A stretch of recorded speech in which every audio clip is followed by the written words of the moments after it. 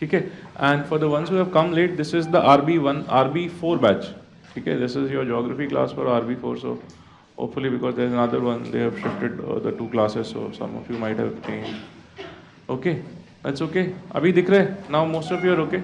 Is it for me, ma'am? Thank you. Acha, yesterday's question, right?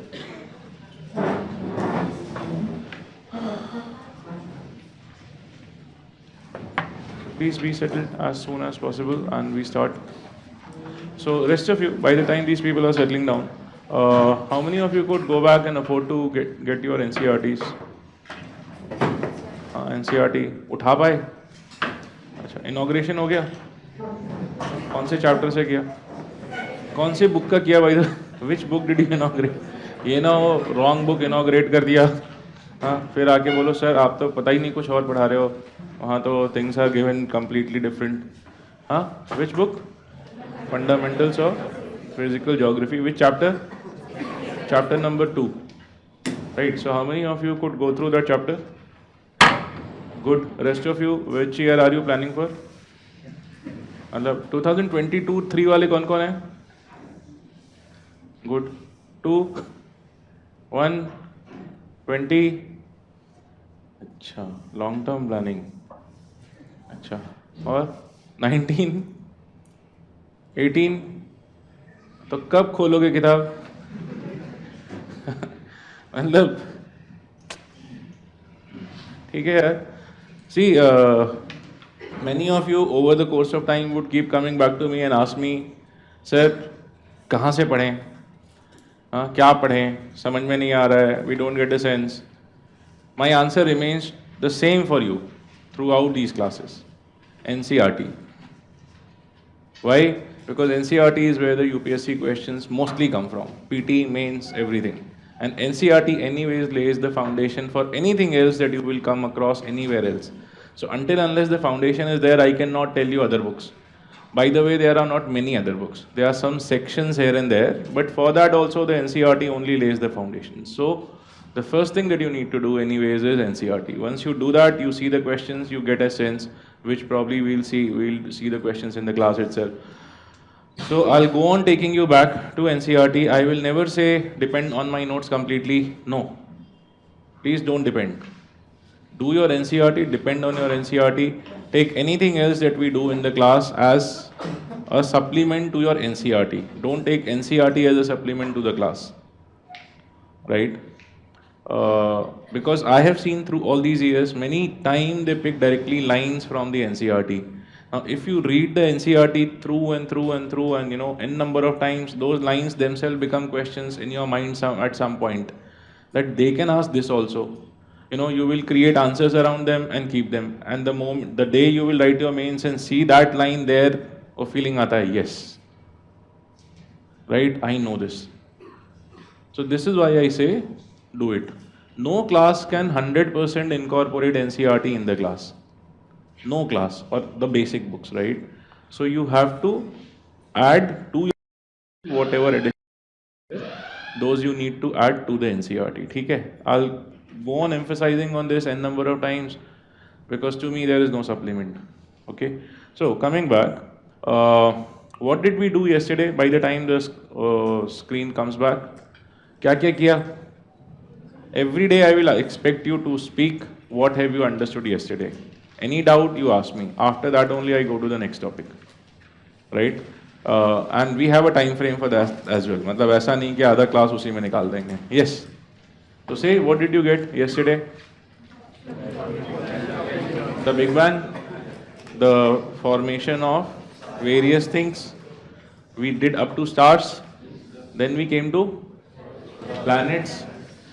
Did we come to planets directly, or we came to the stars and the planetary systems around them, which we understood is the planetary system? We call them as whatever are there, the celestial bodies in those planetary system of the respective stars, we call them as exoplanets. And we saw some exoplanet examples also. right? We understood what is a Goldilocks zone. So basically, we have come from the level of the Big Bang to the level of the nebula, and then to the level of a galaxy, and then to the level of a star, and then the planets around them, right?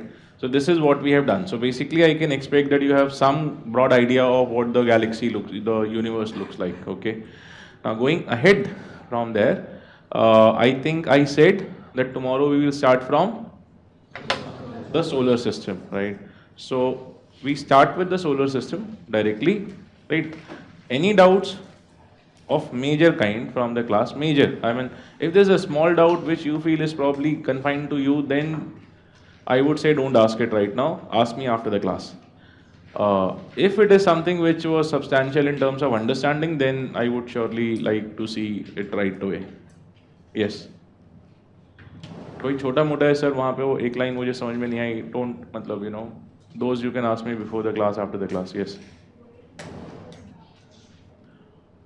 why do older stars form at the center of the galaxy? Okay, see this way.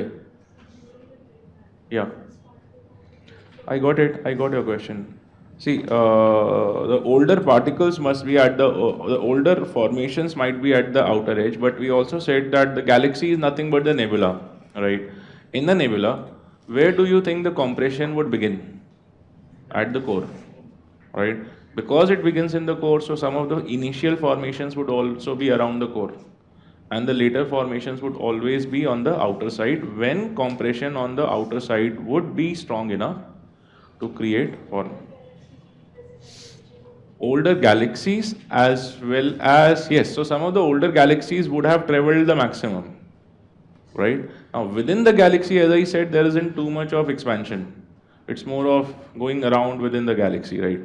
So there, the core ones are in the center because of the gravity of that galaxy, you can say. So it will, you know, the bigger formations would be at the core and the smaller formations on the outskirts. Okay? Yes? Microwave radiation or UV radiation? Acha. I hope you remember that diagram that I showed you. हमने शुरू में एक वो किया था ना spectrum type का band याद है कुछ so in that spectrum I showed you some यहाँ कहीं था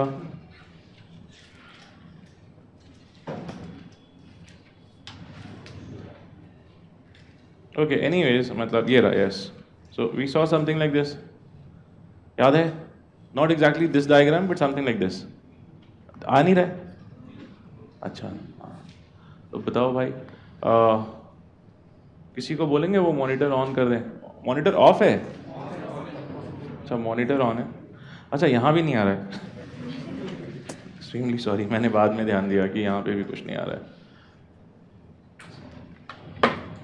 ठीक है सो आप नेटवर्क को ही बोलिए नेटवर्क थोड़ा देखें क्यों बार बार टूट रहा है ठीक है so as you see here what do you find we saw this was the visible band of the radiations right, and we saw on one side you have the UV radiation, the other side we saw we have the infrared, that side ultraviolet. So this is ultraviolet, this is infrared. The whole thing is the spectrum of electromagnetic radiations. So all these radiations are created due to electromagnetic radiations. Out of that you have the visible band, on the two sides you have UV, and on one side you have infrared. On the UV side, as you go further to higher energy, higher frequency, lower wavelength, you get X, gamma, all that. On the other side, as you go to lower energy, after infrared, you get your microwave, radio waves, short wave in the radio wave, I hope. So those are lower energy. So this is that whole energy radiation band. Okay? So the two are nothing but types of electromagnetic radiations. Okay, so that's it, I believe. और तो कुछ major नहीं है. The remaining things you understand, right? So let's proceed. As and when, as I have said, if you have doubts, come back. I stayed yesterday. I will stay also today, right after the class. So आगे बढ़े? हाँ, पक्का? How many of you are still sleepy? हाँ, पक्का नींद वींद खुल गई है ना? चाय कॉफी मंगाएं आपके लिए? ऐसा होगा नहीं. ठीक है, बिना चाय घर से चाय कॉफ़ी पी के आनी है, यहाँ पे बिल्कुल अटेंशन, फोकस। ये नहीं कि सर नहीं, कोई चाय नहीं मिलेगी। आई नो, या बोलो।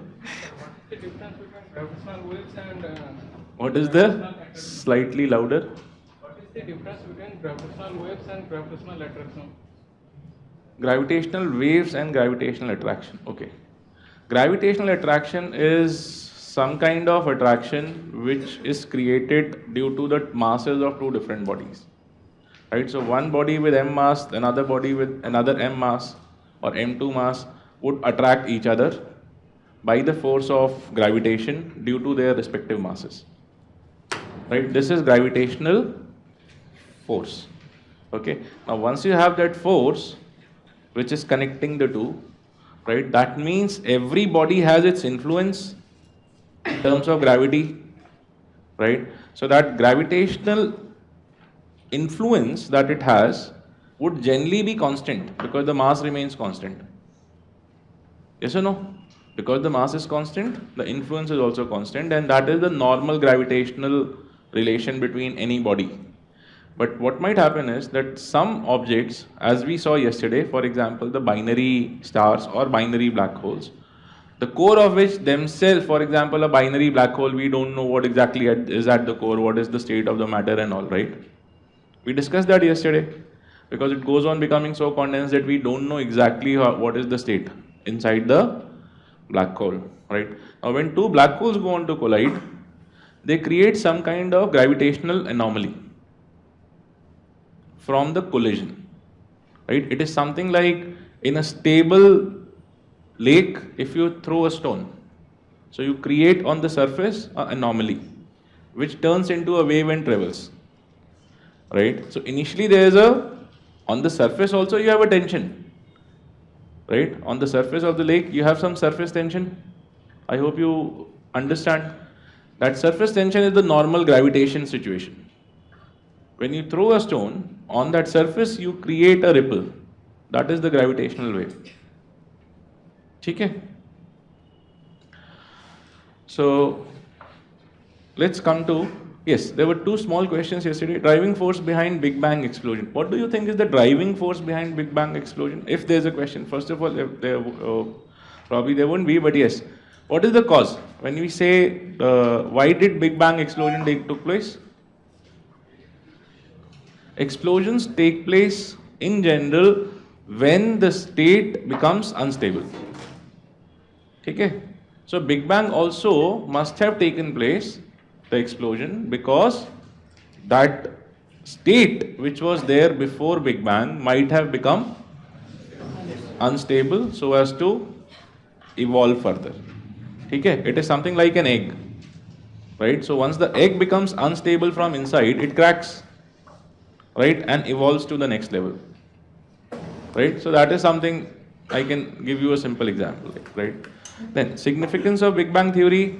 The significance is that this is one of the most accepted theory of the formation of the universe till date. Most accepted, not the only one, but the most accepted theory. And this is relevant for your exams perspective. So I think that's good enough on Big Bang and all, because they would ask you questions only around PT. As you read further, you will get some more sense of these topics, right? So let us come to the sun and the solar system. You can put that as the next heading, right? The sun and the solar system.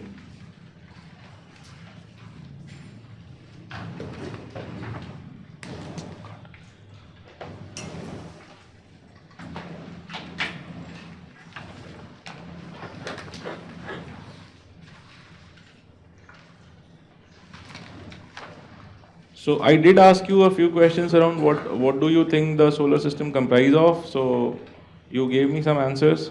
Solar system comprises of those planets, the lot many things we discussed. So let us just put them in a sequence, and we can move faster because most of the things wherever I need to add something I'll say, and then we'll go beyond that. Okay? So and we start the story from the end of the sun, right? So you can write in the solar system.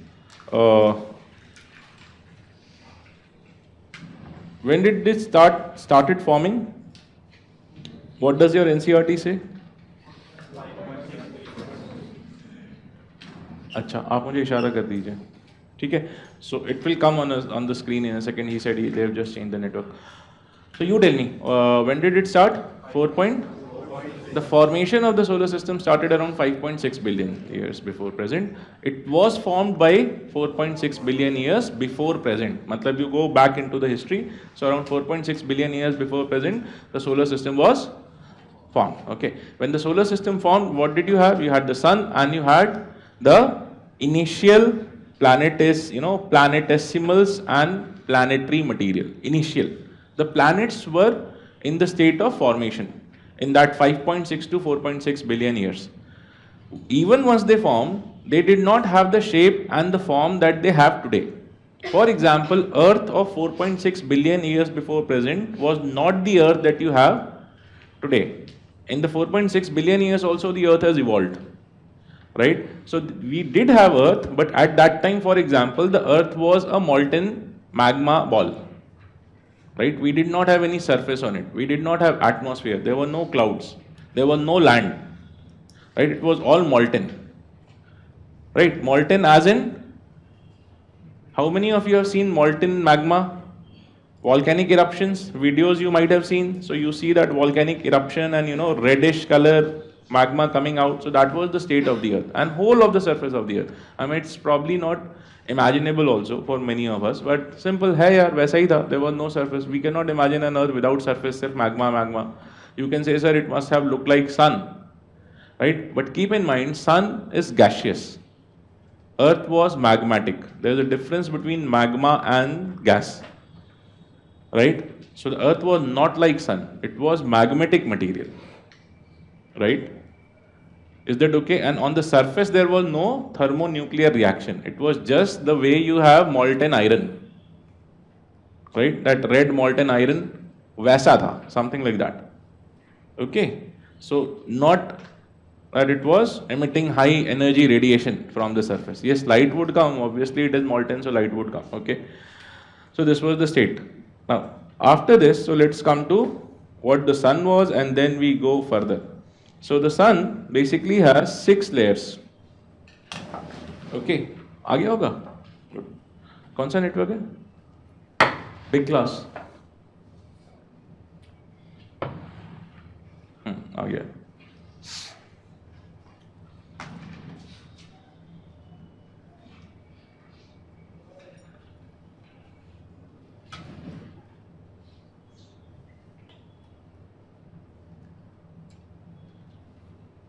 ये भी connect करना पड़ेगा ना big class से. इसको कर देंगे big class network में जा करके. ये शायद कनेक्ट नहीं किया या कर दिया था आपने. आ गया है.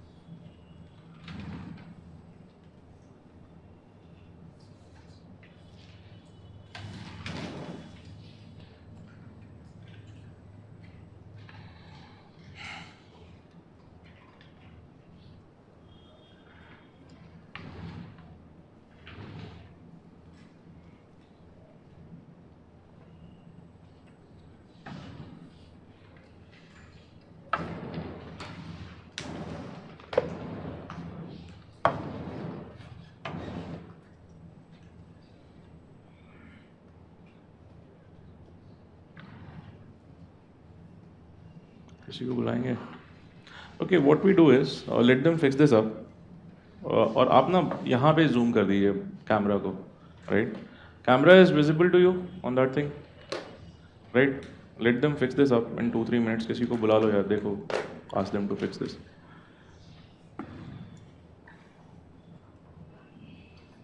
One last try.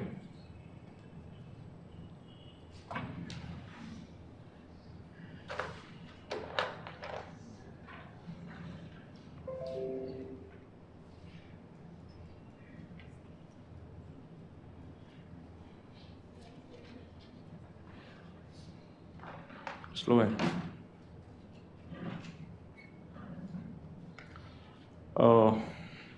Right, so as I said, I'll write this on the board and try to write it big. So sun basically had 6 layers, right? लिखते जाओ, right? In the meantime, they will fix this. Ask someone to come and fix. देखो किसी को पूछो अब, हाँ. So the first layer at the core of the sun, right? So this was the core, right? Where this zone we call as the radiative zone, right? You go on writing the characteristics also of this simultaneously, that which zone was like what. The first zone was the radiative zone, okay? 6 zones we wrote for the sun, the first being the radiative. Now what are the characteristics of the radiative zone? That this was the zone where the thermonuclear reaction continued, or that's where it started, right? So at the core of the sun, the thermonuclear reaction had started, and the temperature at this region, for thermonuclear reactions, what kind of temperature do you require? Kitna? Yesterday we did 10 million. The core of the sun has a temperature of around 15 million degrees Celsius, which is more than what is required. Okay? The core has a temperature of 15 million degree Celsius, which is decent enough to sustain thermonuclear reaction. Okay? Now, the second is, beyond this, you have the convective zone. Beyond this, after the radiative zone, we have the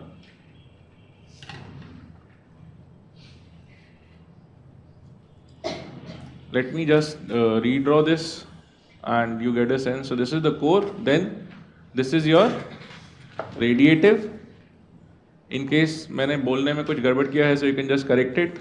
And this is your convective, right? Core is where the temperature is 15 million degrees Celsius. ठीक है? The core temperature is 15 million. Then radiative zone is the second layer from where the energy of the core radiates and goes to the outer layer. So at the core you have the first reaction, from there the energy radiates and goes beyond. The temperature of 15 million is at the core. Okay, after that radiative, after that convective zone, right? This is the third zone. So first was core, second is radiative, third is convective zone. Is that okay? What is the process of convection, by the way? क्या होता है convection में? Who can tell? Convection is where heat is transferred by a medium which carries the heat. ठीक है? This is simple convection. I mean, not about sun.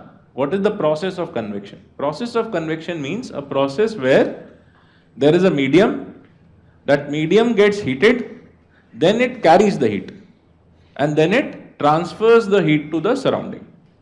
This is what convection means. So the convective zone does this. Okay? It gets heated, it carries the heat, transfers the heat to the surrounding. Radiation does not require this. Radiation does not require a medium. ठीक है? Radiation को किसी चीज में travel करने के लिए doesn't require a medium. For example, the heat from the sun reaches the earth by radiation, because between the sun and the earth there is no medium, right? But still the heat of the sun reaches us. Why? Radiation. So same ways within the core and the convective zone also you have a zone of radiation. Is that okay? Right? So next you can write, after the convective zone, right, the temperature at the convective zone is around 2 million degrees Celsius. The temperature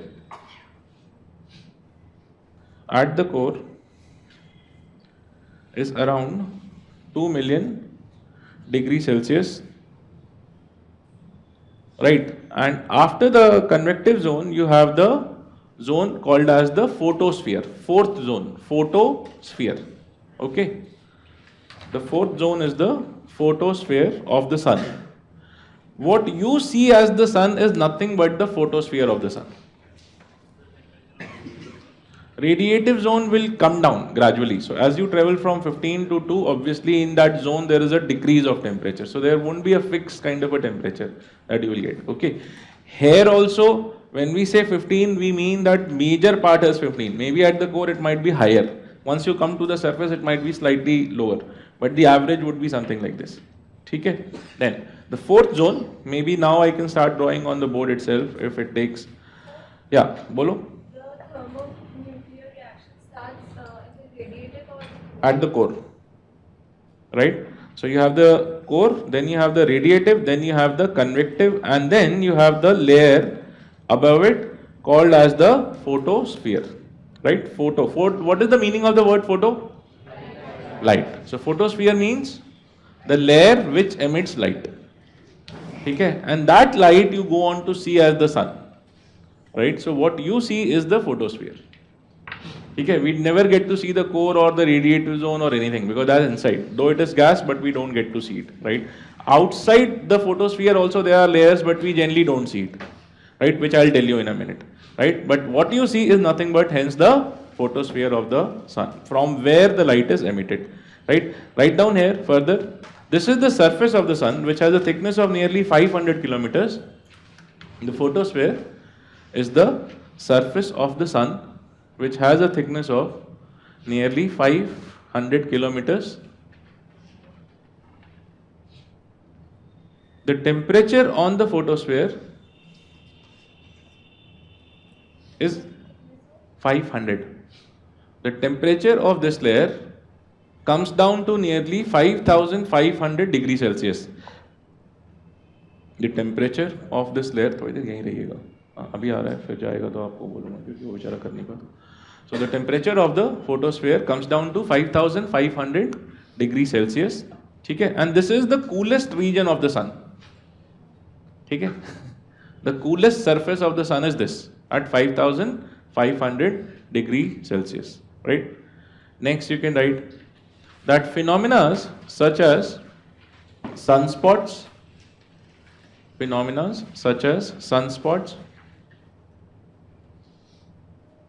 take place on the photosphere.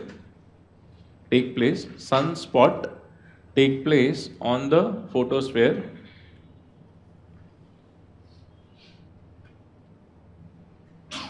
Sunspots generally fluctuate every 11 years. Sunspots generally fluctuate every 11 years due to sun's magnetic activity cycle. Fluctuate every 11 years due to sun's magnetic cycle. Even solar flares are associated with this phenomena. Even solar flares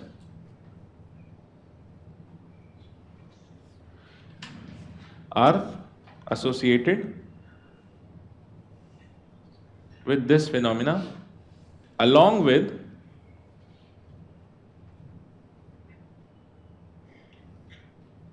coronal mass ejections. Coronal mass ejections. Okay, so these are three phenomena which are associated with the sun's magnetic cycle, magnetic field cycle of the sun. Now, what are they? We have to understand what is a sunspot, what is a solar flare, and what is a coronal mass ejection. Right? And then we'll go to the next thing. Okay. So what is a sunspot? Basically, suppose this is the surface of the photosphere. So on the surface of the photosphere, on the surface of the sun rather you should say, there are regions where magnetic fields are created. Right? Why? This would be because of the property of the sun. Right? We don't have to get into the detail of that, but I hope we understand how magnetic fields are created generally. आपने school के अंदर एक इस type का physics का rule पढ़ा होगा, कुछ ध्यान है? टीचर ऐसा कुछ समझाता था, याद है ना? किसने दिया था? कुछ ध्यान है? क्या बोल रहे था? सिंपल, आई डोंट मतलब don't give me the physics, but simply क्या क्या बोला था इसमें? What all things do you show? Core, हाँ, force, field, remember, and movement, है ना? So you had the current and the force and the field, right? So this is how magnetic field will be created. You don't get into the physics exactly sun के अंदर कैसा हो रहा है sir दिखा दो बना करके, not needed, okay? But बन जाता है, right? So this magnetic field goes on to create a surface which is colder than the surrounding. This is the outcome of the magnetic field on the sun. For this, please direct them. हाँ मुझे बोलोगे तो class गड़बड़ होगा, right? So the sun, as I said, the surface of the sun becomes cold due to creation of magnetic fields at the surface of the sun. What is the outcome of that? Once a surface becomes cold, the energy that it radiates goes down, right? The colder the surface, the lesser energy it will radiate. The lesser energy it will radiate, you will see less radiations coming from there. And hence to you, it will seem that that region where the magnetic field is there is darker than the surrounding region. Because from the surrounding you get more light, from that place you will get less light. So if one place is emitting less light than surrounding, doesn't it look like a dark spot? For example, if you go to these red lights and you have these LED red lights, so maybe in the center one or two LEDs go dim and you can easily spot कि इसमें कुछ गड़बड़ है. Why? Because the surrounding LEDs are emitting light, the central LEDs do not, or the ones which have not worked. So that is exactly how you have the sunspot created on the sun. Is that okay? So what is the cause? The magnetic field created on the sun ultimately leads to the. Is that okay? Yes or no? So how are sunspots created? Due to the magnetic field cycle. One. And they have a fluctuation period of 11 years. The same ways magnetic or solar flares are also created. So what do solar flares look like? Let me see, I think I have a diagram which I can show you.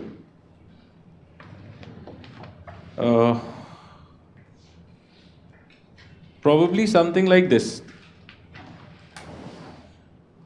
Right? Can you see those spots? Brighter spot. So a sunspot will be a darker spot. A solar flare will be a, some kind of a brighter spot. Right? Due to a similar kind of a cycle. Okay. Then you have what you call as coronal mass ejections. See, this is what your sunspot looks like. Right? Though we have not been able to see sun like this, but if you see the sun through some kind of protection which can give you which can protect your eyes, and you reduce the intensity, you will see that even on sun you have dark spots, right? So dark spots are not there only on the moon; they are there also on the sun. Okay, and then the coronal mass ejection will come in a moment because before that I have to make you understand what exactly is corona, right? So do we get this much? Right, now let's move to the next. So the fifth layer, कितना layers हो गया? 4. Come to the fifth layer, right? So sir अगर ठीक चल रहा हो तो फिर आप जा सकते हैं, required होगा तो मैं बोलूँगा, है ना? बुलाना पड़ता रहता है, हाँ? क्या करें? So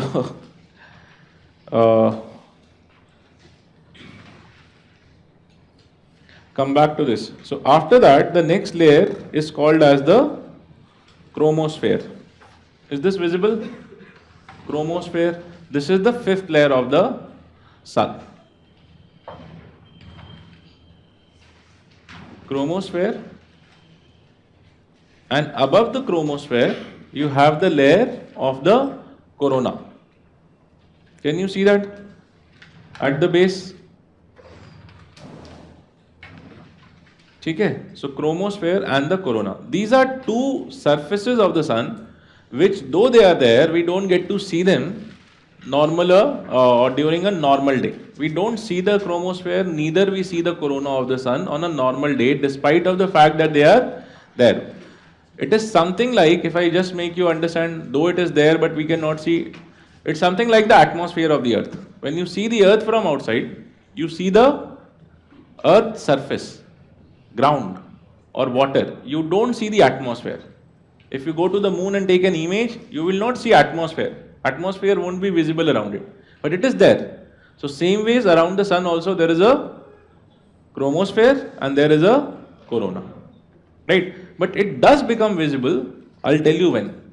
ठीक है. So first write down some characteristics of this, that the chromosphere and the corona, and in corona what happens is the temperature of the you can write the chromosphere, पहले chromosphere लिख लो. The chromosphere is seen as a red dim, the chromosphere is seen as a red dim region during a solar eclipse.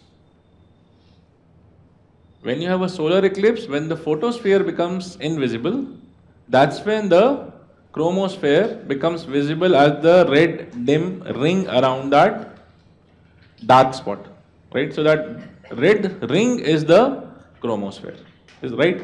Then next you can write, whereas the corona becomes visible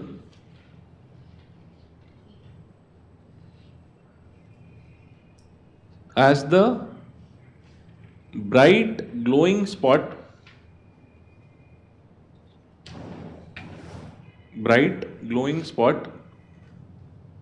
on those red rings. Bright glowing spot, what you call as something like a diamond ring of the solar eclipse. I think some of you might have heard this term, that once you have a solar eclipse, first you will have an eclipse, then there would be a ring-like structure, and then there would be a bead, which will become very bright, right? And that's how it becomes. So that bead is nothing but the coronal light which passes through the surface of the moon, and due to the craters on the moon, that's where it becomes bright and becomes visible, and you see it as a bright spot. So it's an outcome of two things, the corona as well as the crater surface of the moon, where the uneven surface makes it visible just from that spot. Is that okay? Right? So this is your corona. The next characteristic of corona, there are two more important things about corona that we need to write. The first is, from the photosphere, the temperature again starts to increase, right? From the photosphere, where the temperature was minimum 5500 degrees Celsius, the temperature again starts to increase, write down, and it can reach up to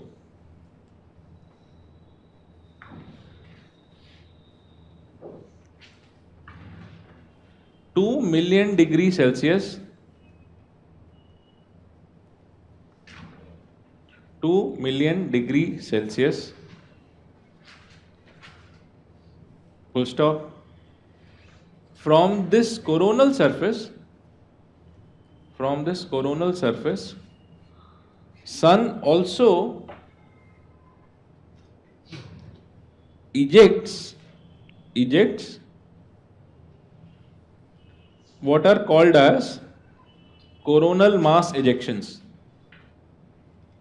So can you see in this image, you have this corona, right? That bright thing, bright kind of light which is shown, and from this itself you have the coronal mass ejections, which could be somewhat like, these kind of formations, right? So this is your coronal mass ejection, which is emitted from the hottest surface of the sun, right? Now, though we don't get to see it in daylight, but coronal mass ejections do have effect on the surrounding solar system, right? And to understand the coronal mass ejection and the solar flares and the sunspots, different countries go on to do different missions. India has also planned that in 2019 we will be sending a mission called as the Aditya mission. The aim of the Aditya mission is to understand the solar flares and the coronal mass ejection. So these two terms will come in the next 1 or 2 years in your current affairs, when you will be reading about these space projects, especially once they start talking about Aditya mission, right? So you should know what is a coronal mass ejection, where does it come from, what is a solar flare, what is a sunspot, right? What are the causes? So what is the cause of a solar flare? It is the magnetic field of the photosphere. What is the cause of a coronal mass ejection? Primarily the magnetic field and the surface of corona. Because the coronal mass ejections come from the corona. It doesn't come from the photosphere nor from the chromosphere. Okay, itna? And which is the mission we have written? Did you write that? Likha? The Aditya mission which India would be doing by 1990 to study these ejections, right? Okay, so good. Now from there come to the next part, which is which are the planets around the sun, right? So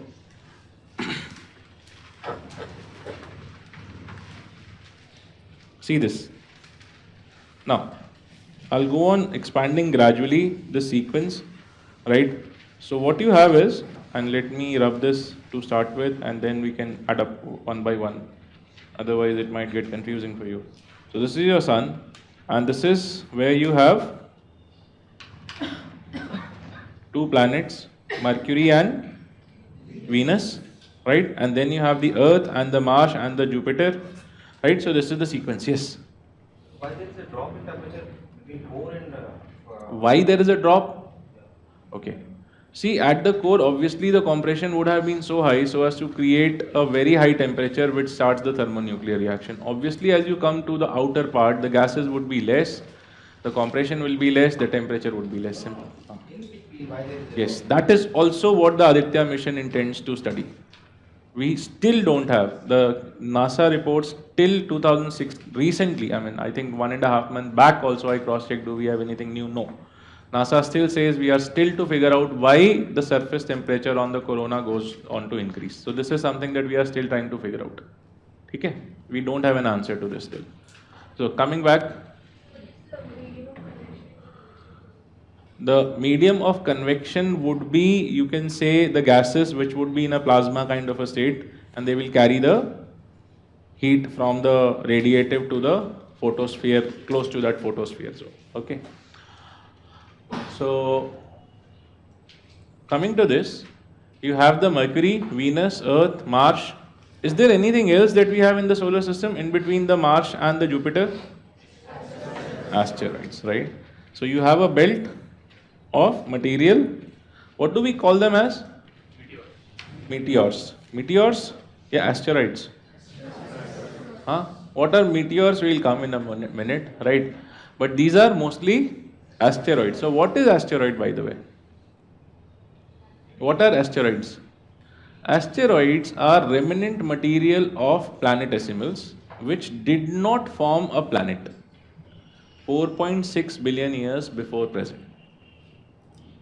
Right? When the Earth, the solar system was forming, you had some material which ultimately did not turn into a planet and could not form a planet. In that case, you need to understand what is a planet. So I'm not dictating you right now, right?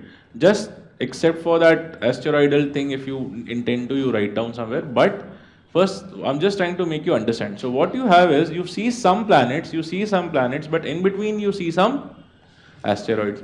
So asteroid is a name that we gave, right? But what are they in terms of material? So they are nothing but the remnants of some material which could have formed a planet but did not form a planet. Okay? Then you have to understand what is the difference between, in that case, a planetesimal and a planet. Right? So what is a planet and how many types of planets we have? Right? Not the names but the types. Right? So basically we have two types of planets. First, the gaseous planets and the terrestrial planets. Right? So the first 4 planets that you have in the solar system are terrestrial planets. Terrestrial planets. Terrestrial means they have a hard land on them. Right? They have a rocky surface. There would be rocks on which you can land and move and do whatever. Okay? So that is your terrestrial planet. Whereas the planets beyond them, right, not Pluto, are, so you have Jupiter, Saturn, Neptune and Uranus in between. ठीक है? यहाँ पे आपका Uranus and Neptune होना चाहिए. Right? This is the sequence. So these 4 planets are called as gaseous planets. Right? Gaseous planets. Also Jovian planets. Gaseous and Jovian planets. ठीक है? This I would like you to note down. ये लिखते जाना है, सुनते नहीं रहना है. ठीक है? So you have the terrestrial planets, the first 4, and the Jovian or the gaseous planet, the last 4. ठीक है? Yeah. So why this tilt is always between Mars and Jupiter? Is there specific? That's where we'll come, right? So first you have the first four terrestrial, then you have the gaseous. Now what do you have in between? You have something which is neither terrestrial planet nor gaseous material. That means that is a transition, right? And hence that's your answer. So why we find them here? Because that is the zone of transition between terrestrial planets and the gaseous planets. So the material here could not form a complete terrestrial planet, nor they could turn into a complete gaseous material. Is that okay? And hence you have the asteroidal material. What is the size of these asteroids? They could vary from a few meters up to almost a kilometer or more. Right? So these are huge, but they are all rocky. They are rocky, huge, but still not a planet. Do we get this? So you need to note this, that in between these two, the terrestrial and the Jovian, we have the planetesimals which could not form, right, in between the terrestrial planets and the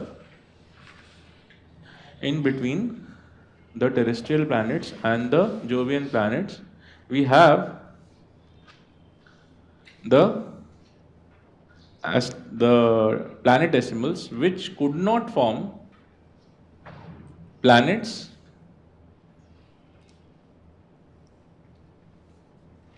full stop. These are rocky remnants. These are rocky remnants left over from the period of formation of, or left over from the formation of solar system. Rocky remnants left over after the formation of the solar systems. Hence, they are the rubble. Hence, they are the rubble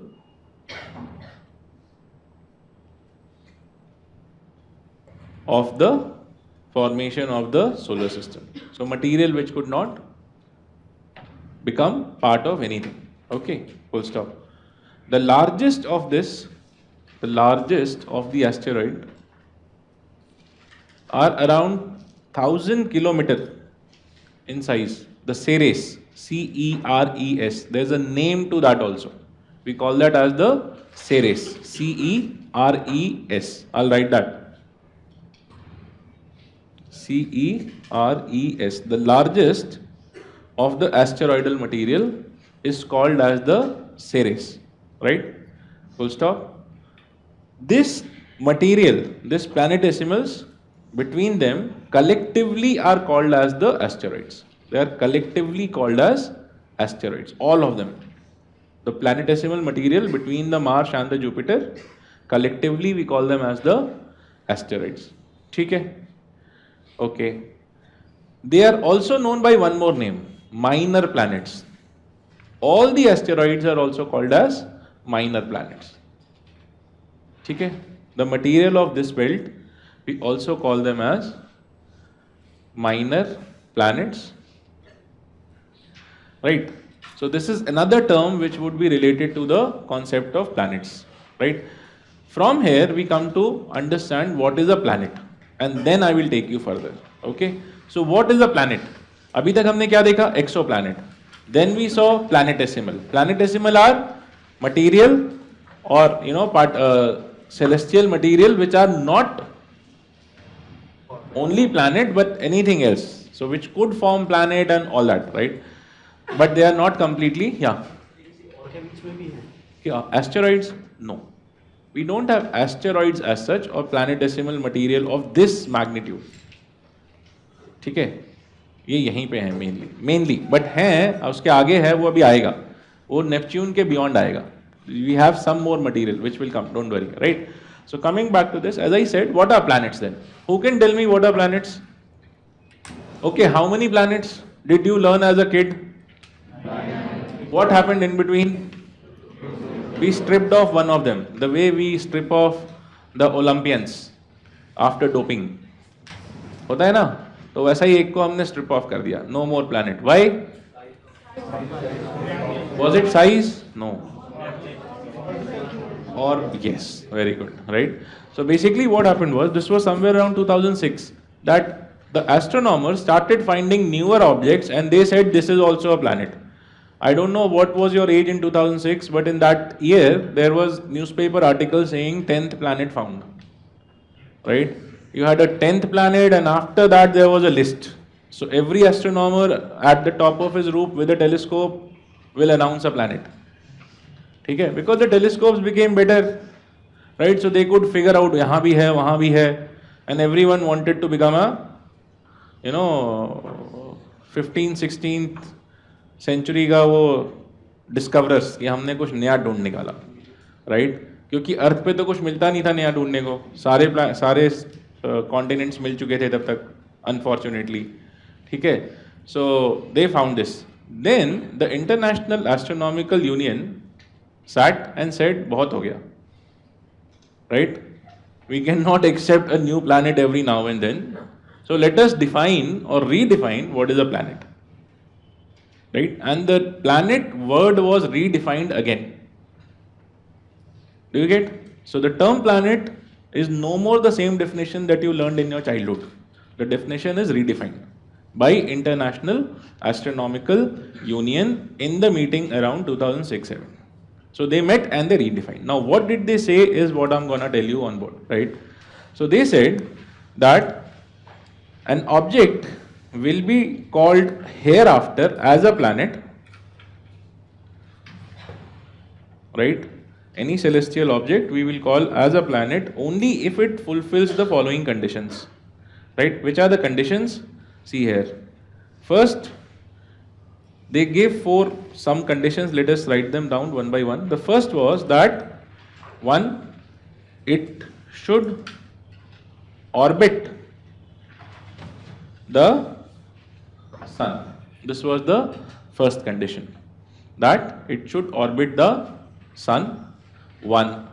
Second, it should not be a satellite. Not be a satellite, right? In that case, what is a satellite? A satellite is an object which revolves around the planet. But a satellite also revolves around the sun. How? Indirectly. Because the satellite is going around the planet and the planet is going around the sun, so you are indirectly going around the sun. So you should not be a satellite that you are actually going around the planet and we say कि आप भी एक नया planet हो. So this is the second thing they said. Third, that it should have sufficient mass to have a near round shape, or near spherical, you should say. Round को spherical कर लो. Near spherical means round. Near spherical shape. So you cannot have a planet which does not have a spherical shape. This is what they said. Now why is spherical shape important? Who will tell? Mathematicians? Huh? Revolution. Any object can revolve here. Rotate भी कर सकता है. Yes sir. Huh? It will have an axis. You cannot have an axis to a non-spherical shape. Yeah? Because of rotation, sir. Because of rotation. So how will it become round? That's what there are so many bodies rotating, not all of them are round. The asteroids are also rotating, they are not round. What is the importance of a round shape? I'm asking. I'm not saying why they will become round. I'm asking what is the importance of a round shape? Huh? Symmetrical, hence what? There is something more. Symmetry could be in a cube also. Huh? Maximum surface area? Minimum surface area. Excellent. A sphere has the minimum surface area for a given volume. You cannot incorporate a given volume in a lesser surface area than that of a sphere. Okay? Which means that the surface area will no more adjust to become less. That is the minimum. उससे कम हो ही नहीं सकता है. Right? This is the relevance of a round shape और a circular shape. जैसा आपने geometry में पढ़ा होगा, a circle is the minimum perimeter to enclose a area, right? If you want to enclose the same area in any other shape, the perimeter will become bigger. Only the circle has minimum. This is 2 dimension. A similar outcome in the 3 dimension is that a sphere is the minimum surface area to enclose a given volume, and that means that shape will no more adjust. So to define something as a planet, you have to fix that ये shape यही रहने वाला है.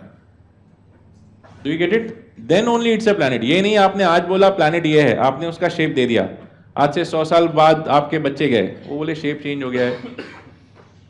Do you get it? Why? Because it might have, though it will not readjust in 100 years. That's a very short time frame. So I hope you get this. Simple. ये लिख लो. Right? This property also has a scientific name. The non-scientific word is it should have a spherical shape. The scientific term is it should have attained hydrostatic equilibrium. Right? They can ask you using this word also. They are just picking up a concept of science and applying it here. So just to cross-check whether you know what is hydrostatic equilibrium, this phenomena of round shape is also called as having attained hydrostatic equilibrium. This is exactly the reason why water droplets tend to take a round shape while falling, right? They attain a hydrostatic equilibrium. The surface tension helps them to attain the minimum surface area to contain that given volume. Okay? Right? So let us write down the next. The fourth condition is that they should have cleared, as someone rightly said, अभी आप में से किसी ने बोला था, right? So cleared the orbit, right? It should have cleared its orbit in which it is revolving around the sun, which means in the orbit there shouldn't be anything else. वो इकलौता होना चाहिए. Then only it's a planet. And this is where the Pluto failed. Right? Pluto did not fail on shape. It did not fail on anything else. It failed on this. Because in Pluto's orbit, there are other objects which are going around the sun. Right? And that's why they said. So those were the objects which they started identifying. वहाँ एक और है, यहाँ एक और है. But then they said, नहीं यार, all of them are not planets because they are sharing the common orbit. Do we get? So if you are a planet, you should have a dedicated orbit to you. आपका अपना सड़क होना चाहिए. Nobody else should use that सड़क. Private property. Trespassers will be prosecuted. That's what a planet does. It prosecutes the trespassers. How? It collides with it and consumes it.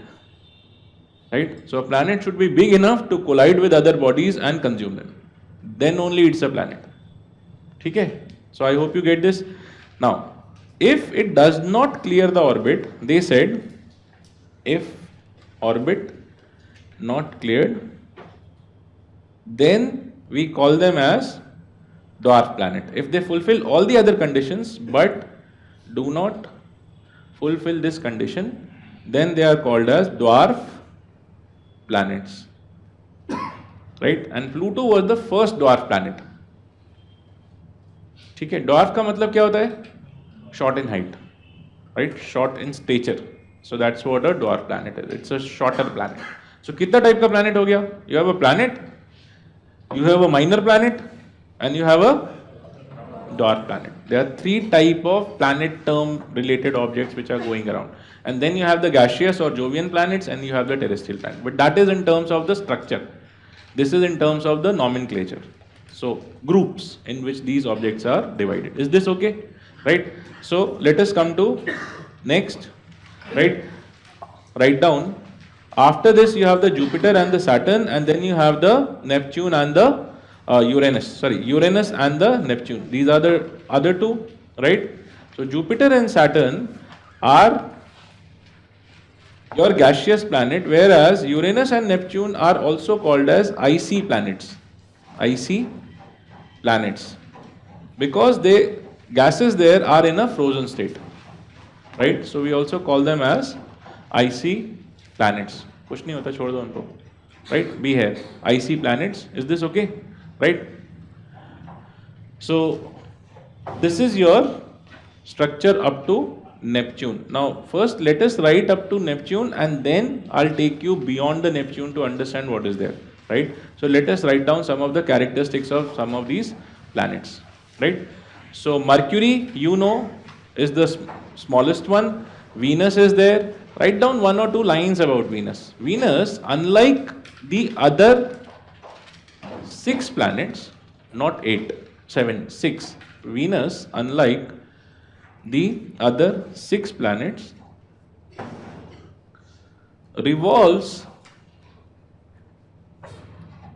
revolve को rotate कर लेना, just correct that word. Rotates, Venus, unlike the other 6 planets, rotates in a east to west direction. In a east to west direction, right? Other 6 planets move in a west to east direction. Okay, how does the earth move?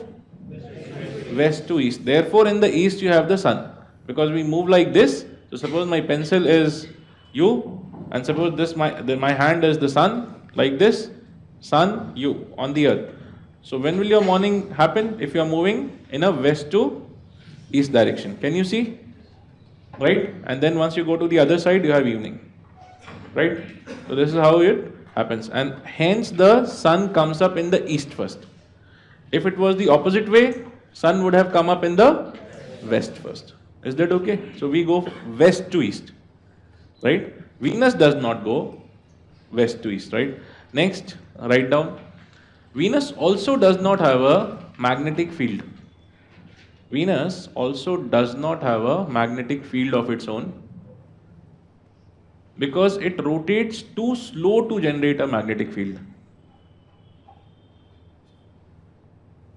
Rotates too slow to generate a magnetic field. Then you come to the Earth and write down some of the characteristics of the Earth. The rotation of the Earth, rotation takes 365.26 days. Rotation or revolution, I am confusing you again. This should have been revolution of the Earth. Revolution means you go around the sun, right? So the revolution takes 365.26 days. The rotation takes 23.93 hours. 23 hours, 56 minutes, 57 minutes and a few seconds. Right? That is the time we take for doing a 360-degree rotation. 360-degree. Keep that in mind. This is not with respect to the sun. This is with respect to a 360-degree rotation. Whereas a complete rotation with respect to the sun, we take 24 hours. Rotation with respect to sun, we take slightly more time.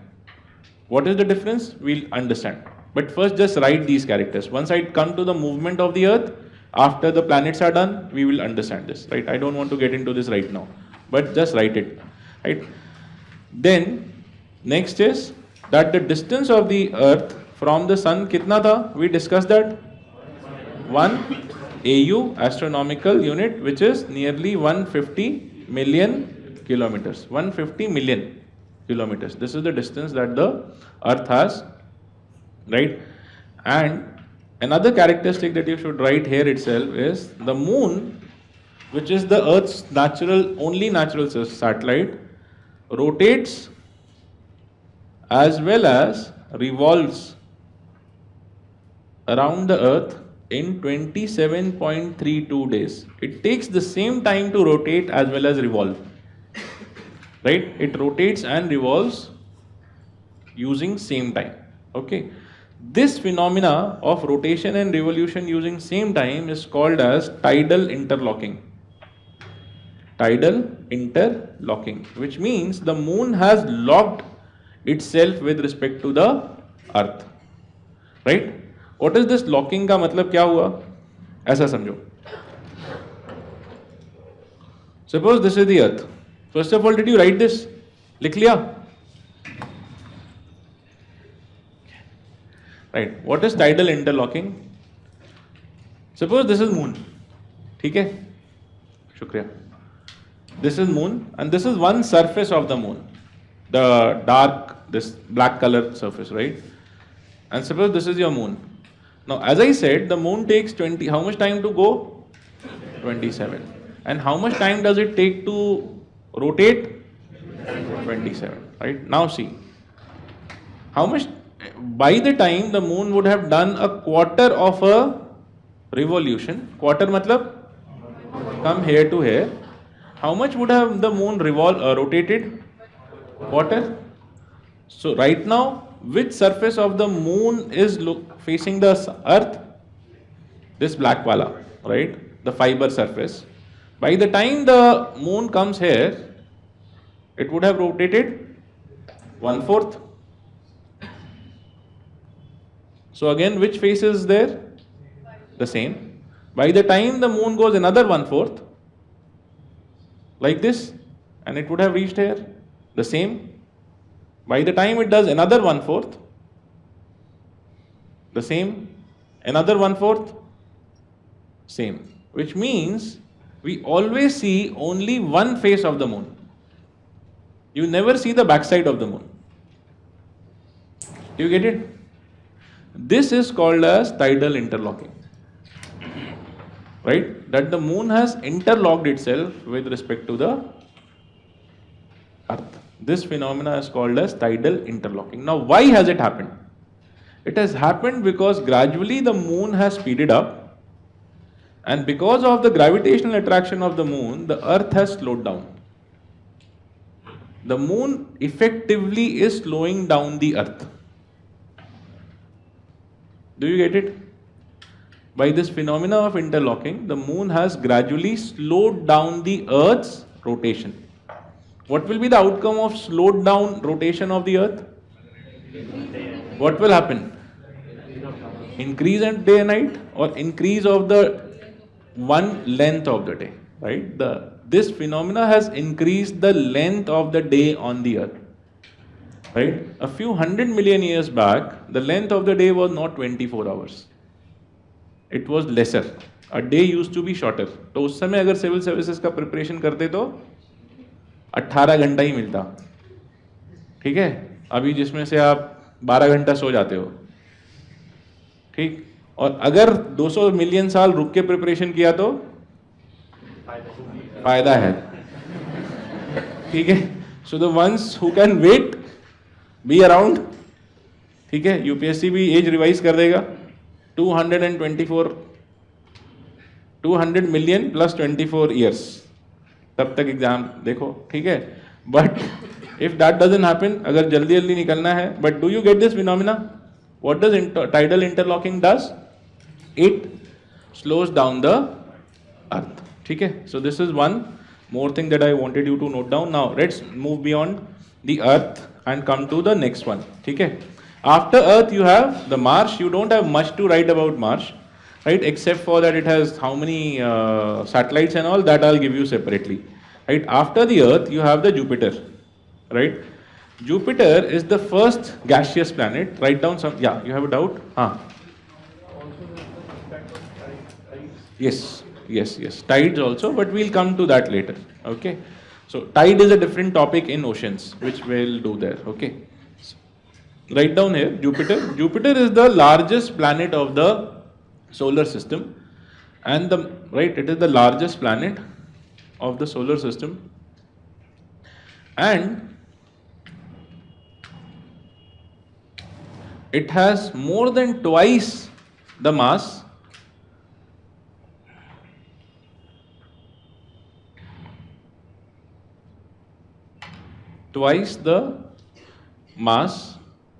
of the other bodies of our solar system collectively, right? Twice the mass of the other bodies of our solar system collectively,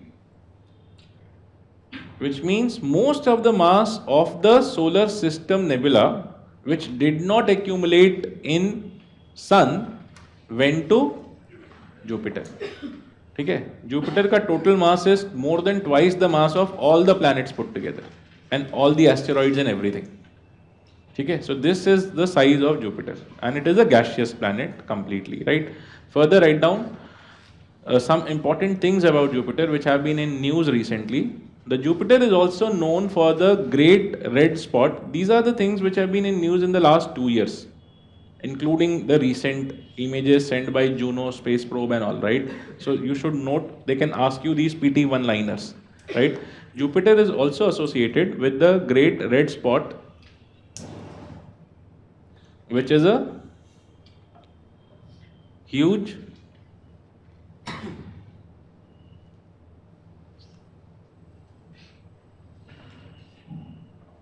whirlwind, huge whirlwind. It's a whirlwind in the atmosphere of the Jupiter, right? Further note down, it's also known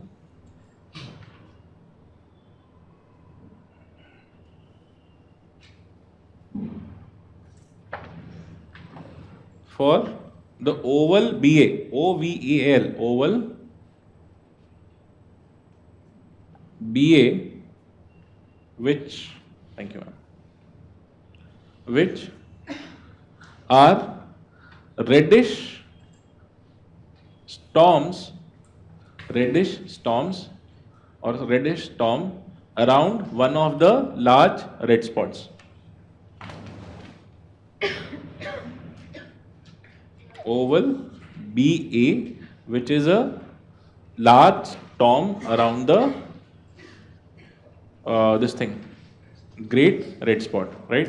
Further write down, there are many other storms.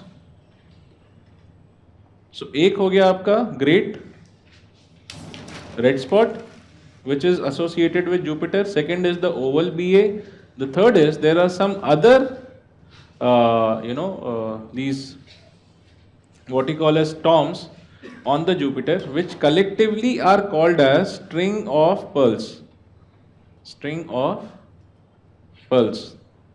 Some other storms on the surface of the Jupiter which are also collectively called as string of pearls. Basically this term string of pearls is used with respect to China in the Indian Ocean, right? But this term is also associated with the storms on Jupiter. So they might give you an option where they don't give you that China thing. You might feel wrong question hai. Ye wrong nahi hai.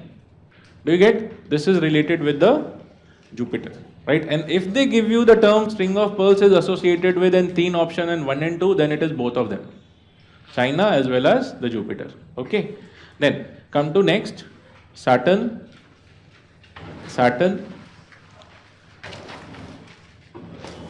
This was the first planet to be found using a telescope, right? This is not generally visible from the Earth, right? And hence this was the first planet to be found using a telescope. This is the only major thing that you need to know about this. And then you have the Uranus.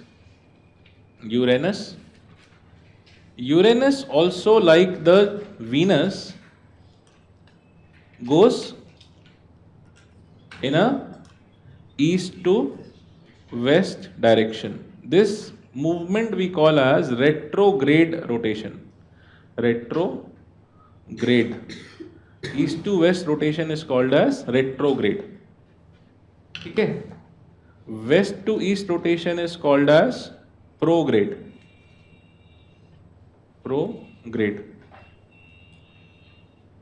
Okay. So Uranus also goes retrograde. So I told you, unlike the 6, I did not say 7. I hope you know. So which are the two?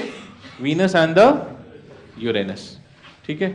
One more thing specific about the Uranus, which is unique to Uranus, is that all the other planets, see, the planets actually, suppose this is your Earth or any other planet, most of the planets are tilted with respect to the surface, but they are slightly tilted, right? 23 degrees with respect to the vertical or so. But Uranus is tilted at almost 90 degrees with respect to the vertical, which means it is basically rolling or it is in a laying down position. So when the Uranus goes around the sun, it goes around like this, right? It seems that the Uranus is rolling over on the orbit. So this character is only with Uranus. All the other ones are only tilted, but they are not rolling. I understand it, right? So Uranus is the only planet which is so tilted that it seems that the planet is rolling over, right? So this also note down. That is the only planet which is almost tilted to 90 degrees with respect to the vertical. Vertical से 90 है, right? So the axis is almost parallel to the plane, and hence it seems that the planet is rolling over. Can you write this? That the axis is 90 degree to the vertical, and hence the planet seems to be rolling over, right? Then come to the atmosphere of the mountain. Atmosphere, एक एक करके अब इनका जल्दी से atmosphere we write and then we move fast, right? So atmosphere of the different planets. Okay, so Mercury, very weak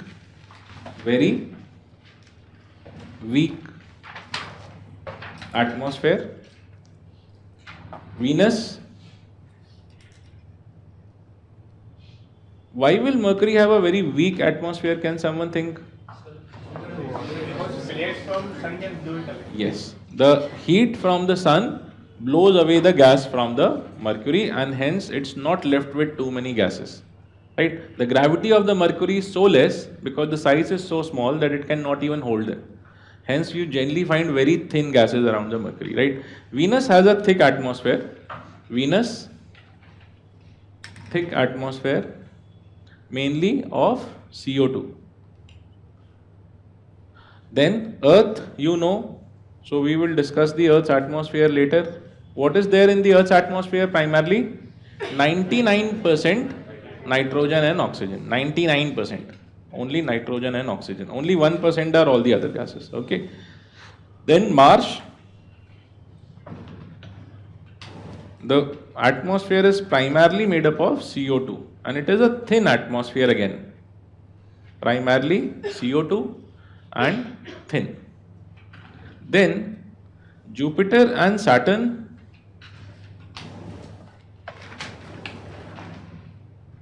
they mostly have hydrogen around them, hydrogen and helium. But keep in mind, Jupiter and Saturn both are anyways gaseous planets. So it's basically whole of the planet itself is gas, right? But outer side they have more of hydrogen, helium. Inside they will have other gases. Okay, as you go toward the core, right? Then lastly you have Saturn and Uranus and Neptune. Uranus and Neptune, which mainly have ammonia and methane. And underline methane and ammonia both, because these two chemicals will come back once we do some atmosphere and other phenomena. Methane becomes important even otherwise, right? So we'll discuss what and why. Okay, so this is your atmosphere. Then the rings of the planets. Rings. Which are the major planets which have rings? How many planets have rings? Which ones? Yes, all the 4 gaseous planets have rings around them. Earlier we used to think that only Saturn has rings, but now it has been found that not Saturn but all the gaseous planets, right? So all the gaseous planets, all gaseous planets have rings, and the maximum are with the sequence you can write: Jupiter 1, Saturn 7, Uranus 13 and Neptune 6. These are the number of rings that these planets have. लिखा हुआ है, ठीक है? So these are your rings. Then you come to magnetic field. Magnetic field. All the planets except for Venus and Mars. First we write this and then I'll just take it up because I've started. So all the planets except for rings के बाद you have this magnetic field. All the planets except for Venus and Mars have a magnetic field around them. All the planets except for Venus and Mars have magnetic fields around them. Now, what is the usefulness of magnetic field? Let me show you. See this.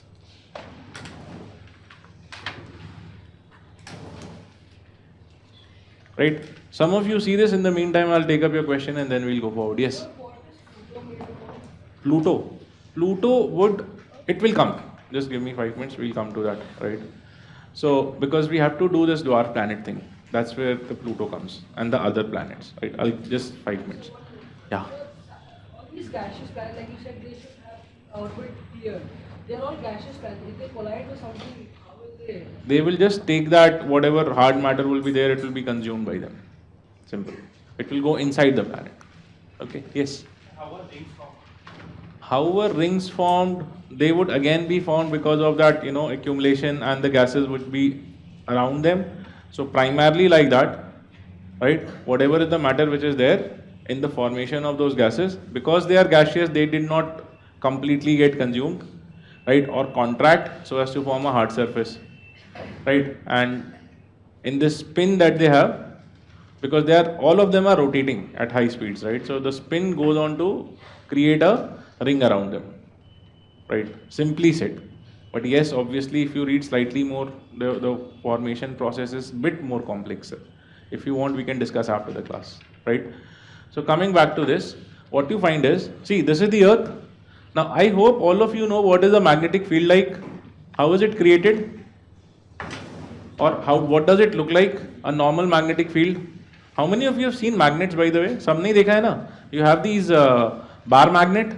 So in a bar magnet, what do you have? The magnetic field comes from one end and goes into the other, right? This we call as a dipole.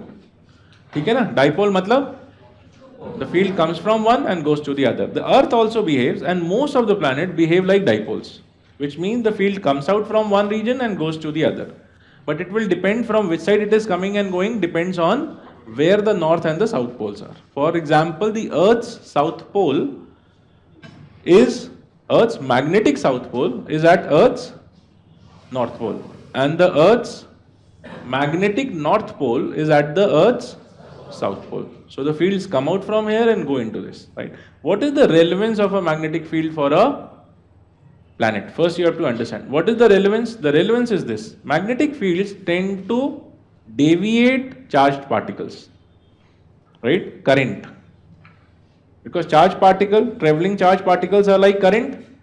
So magnetic field has a character that it can deviate or apply force on flowing current. वही वाला law लगा लो. ठीक है, the one that we were talking.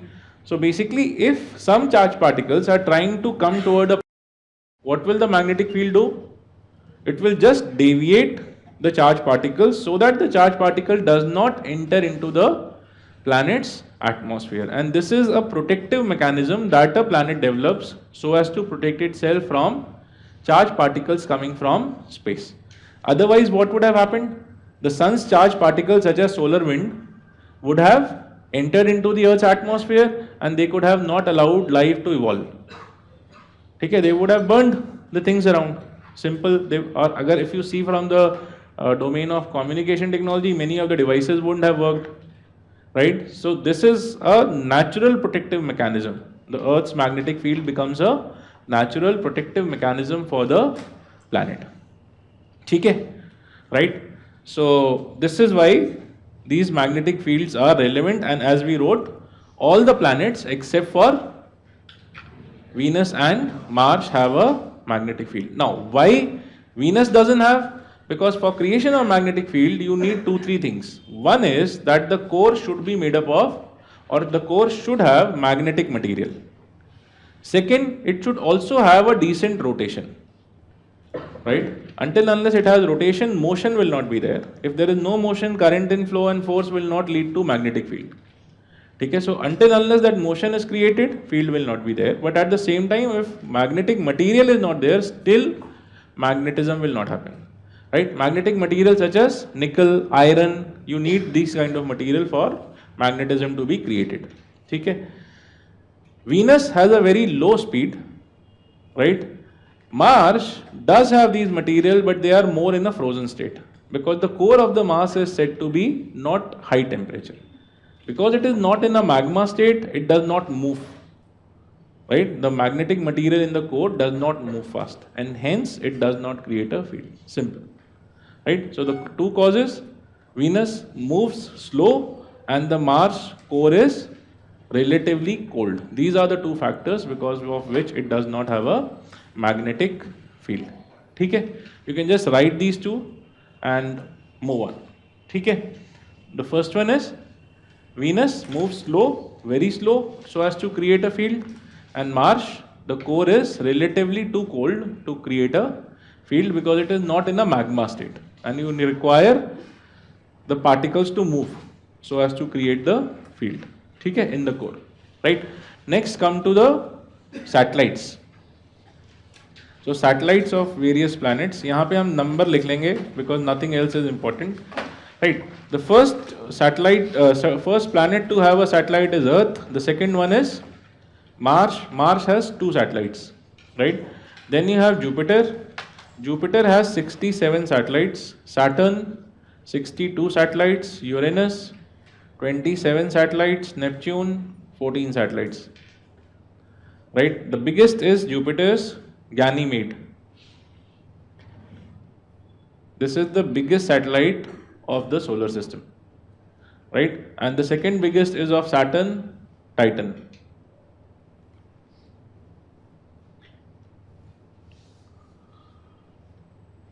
Okay. So from that we come to the dwarf planets, right? So in all there are total 5 dwarf planets, which you can write as 4 plus 1, right? I'll tell you why. So these 4 planets, 4 dwarf planets, dwarf, D-W-A-R-F, dwarf planets. Dwarf planets means objects which do not qualify to be full planet. Which is the first one? Pluto, right? नाम लिखते जाओ, Pluto. Then you have Pluto, Eris, Haumea, and Makemake. Good. All these 4 are beyond Neptune.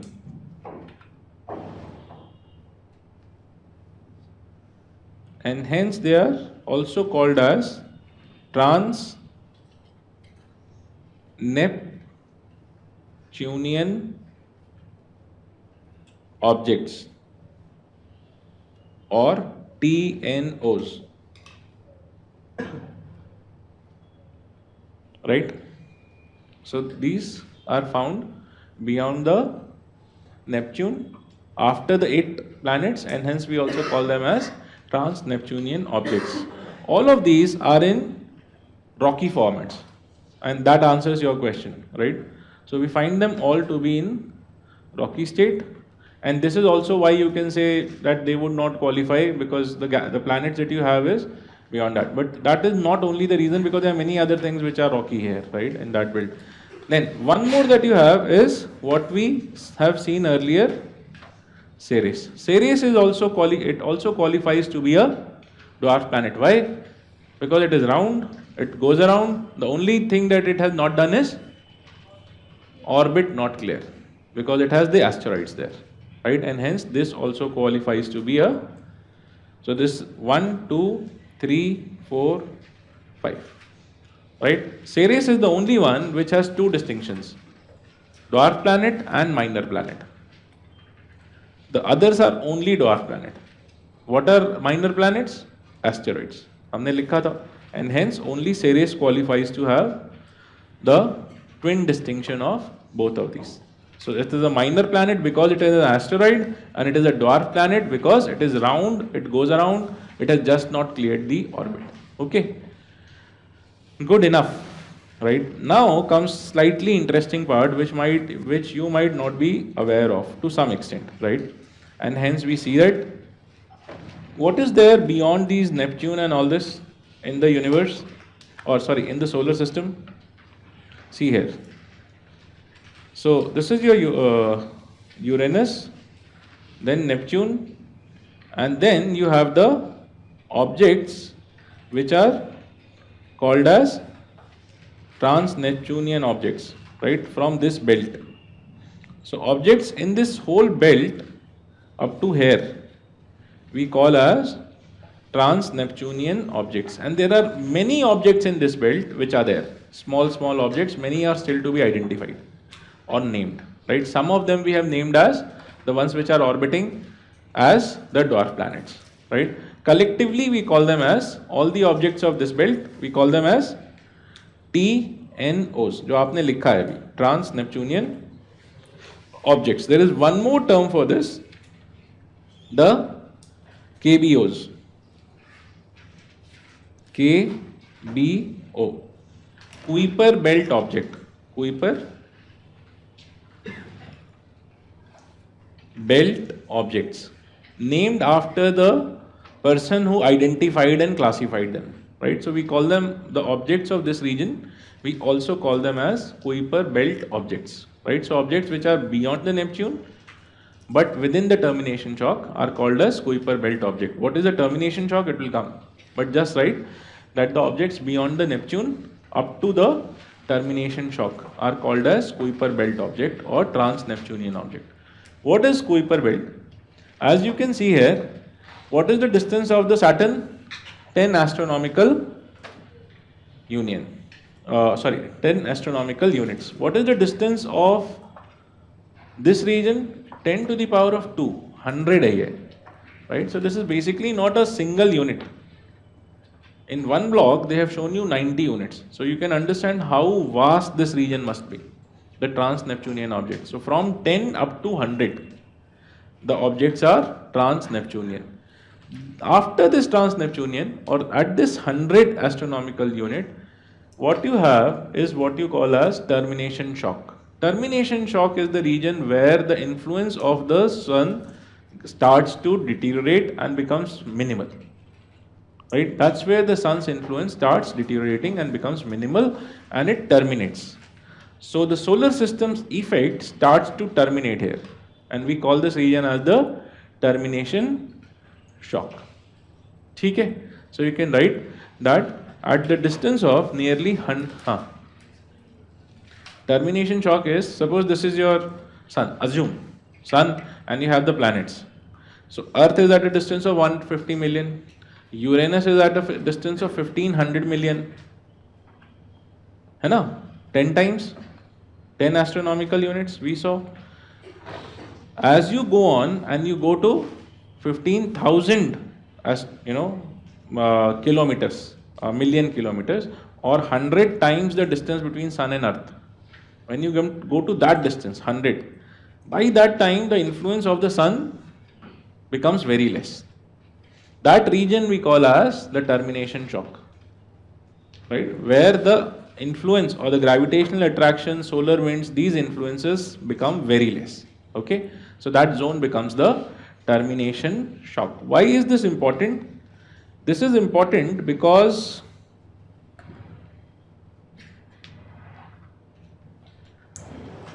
one of our space missions that we have sent, the Voyager 1, right, a few years back had crossed the termination shock. So it has gone beyond. This is the first thing sent by any human being which has traveled beyond the termination shock region, right? And hence this region becomes important because now it has gone beyond the influence of the sun. Okay? And it will travel further, right? So this is your termination shock. After the termination shock, you have the zone which is your zone rich in hydrogen, as you can see here.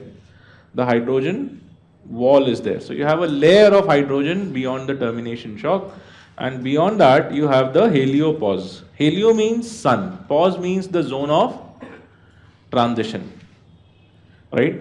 So heliopause means the zone of transition beyond the sun's influence, right? So this is the zone we call as the heliopause, or the zone of the transition beyond the sun's influence, and after that you have the wall. So termination shock, heliopause, and the hydrogen wall. Is this sequence okay, as you can see? Right? So termination shock you have, that's where the influence of the sun goes down. Then you have the heliopause, that means that is the zone after which things go beyond the influence of the sun. So that's the pause. Pause means the zone of transition. So obviously there will be a zone of termination shock and the heliopause. Heliopause will be the end of that transition zone, right? Or that transition zone itself, you can say, is your this thing. Termination shock is where you start going beyond, right? So there will be an area where you will go beyond it, and then there will be an area where the influence will be minimal. So that is a transition, because there is no gate. You have to travel in an area and then you go beyond. So obviously first you come to the shock and then you go beyond the boundary. Okay. So this thing, right? And then beyond this also you have something. Uske baad kya hai? As you can see, the word bow shock is given. Bow shock, to make you understand the bow shock, I have one more diagram. See kitna samajhte hain hum. The whole of the solar system somehow behaves like this. Dekho. So this is the planets and all. This is your termination shock. This is your heliopause. Right? And these are all spherical or elliptical kind of shapes.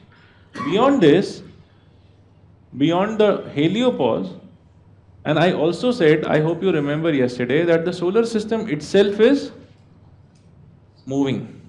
याद है? कल हमने बात किया था. So if the solar system is moving, this whole shape is traveling in one direction. If it is traveling, it has to have a leading edge, right? The edge along which it is moving. Front end होगा ना किसी भी moving object का. That front end is nothing but the what you call as the bow shock. Bow shock is a word used for the front of a ship, right? The frontal end of a ship is called as a bow shock. So we assume that our solar system also moves like a ship in the universe, or in the solar system, or in the galaxy, and hence we have used the word here as bow shock. So bow shock is the front end of the moving solar system. ठीक है? The frontal edge of the moving solar system we call as the bow shock. आया समझ में? So what is, just you should have just the sequence here. इससे ज़्यादा आपको कुछ ज़्यादा चाहिए नहीं.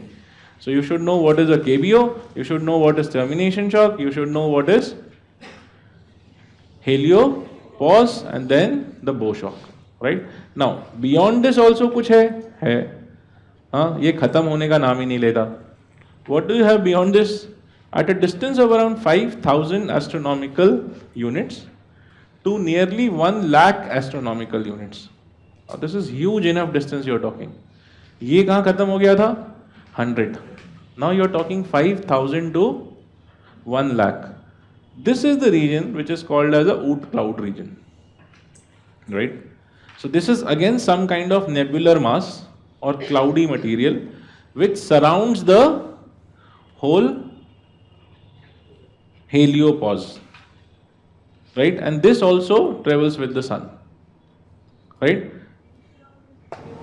Beyond, yes, it is beyond. It is beyond the bow shock region. Yeah. Part of our solar system. It is a part of the system in the way that, though you can see that technically, if you see, the solar system comes to an end somewhere here, heliopause. Then you start getting into the interstellar space. Interstellar space is the space which is beyond your solar system, or the galactic space, right?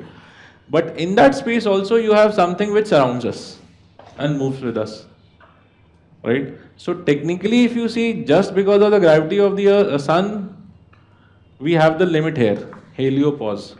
But yes, we have something beyond it also, which affects us, and there is something from this region which comes to us, which I am still to tell. Yes, it moves along with the sun, right? यहाँ तक समझ में आया? So which are the zones of importance? हाँ, थोड़ा speed में बोलो यार. I know, you know, universe में बहुत ज़्यादा घुस करके मज़ा नहीं आता, but still, because now it's over. But what is important here is two things. One is the KBO, the second is the Oort cloud. Right? What is the importance of KBO and Oort cloud? The importance is this. All the comets that ever come to us come from these two regions. Right?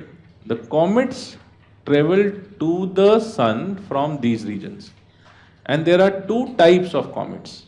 One coming from KBOs, second coming from Oort clouds.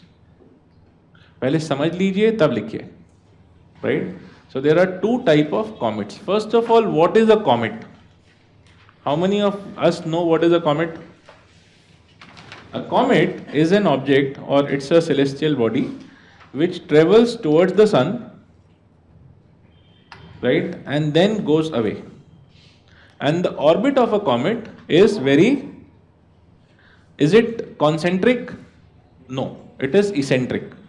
It cuts the other orbits, goes to the sun, it will go very close to the sun, and then it will again go away from the sun.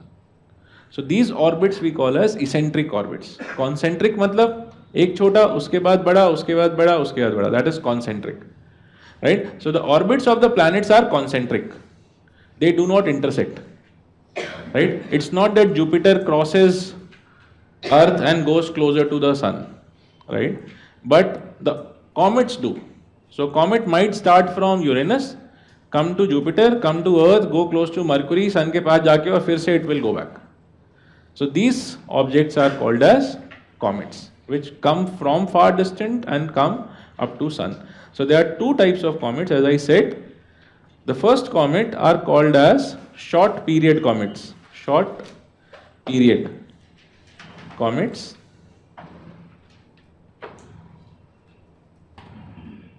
Right? Short period comets, which take not more than 200 years to do one revolution of the sun. Not more than 200. Right? So they will do within 200. Where will they come from? They come from the KBOs. Short period come from the KBOs. Okay. And then you have another set of comets called as long period comets. Where do they come from? Oort clouds.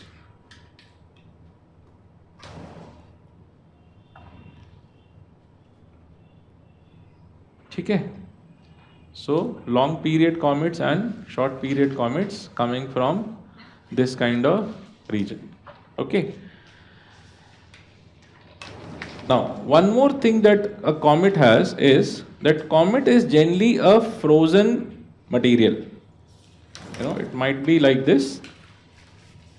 It's somewhat like a frozen material, a single frozen material which is traveling towards the sun. And as it nears the sun, it tends to develop a tail around itself. Tail. And the tail always points opposite to the sun. Why? Because the tail is made up of the melted material from the comet. The melted material which takes a gaseous form and creates a trailing tail. Right? जैसे आपने jet देखा होगा. So once a jet flows, it has a trailing tail of gases behind it. Similar to that. Because it is traveling in one direction, so if you throw anything, the lighter particles will create a tail behind it. The same ways, the comet also creates a tail which points in the opposite direction to the sun. ठीक है? This is it. And these are mostly icy crystal materials which tend to melt and create a tail behind it, right? The first time a human projected or a human sent material landed on a comet, you can write the first man planned landing on a comet was in 2014. We landed on a comet, collected material and came back, right? So the first man planned landing and sample return from a comet was in 2014.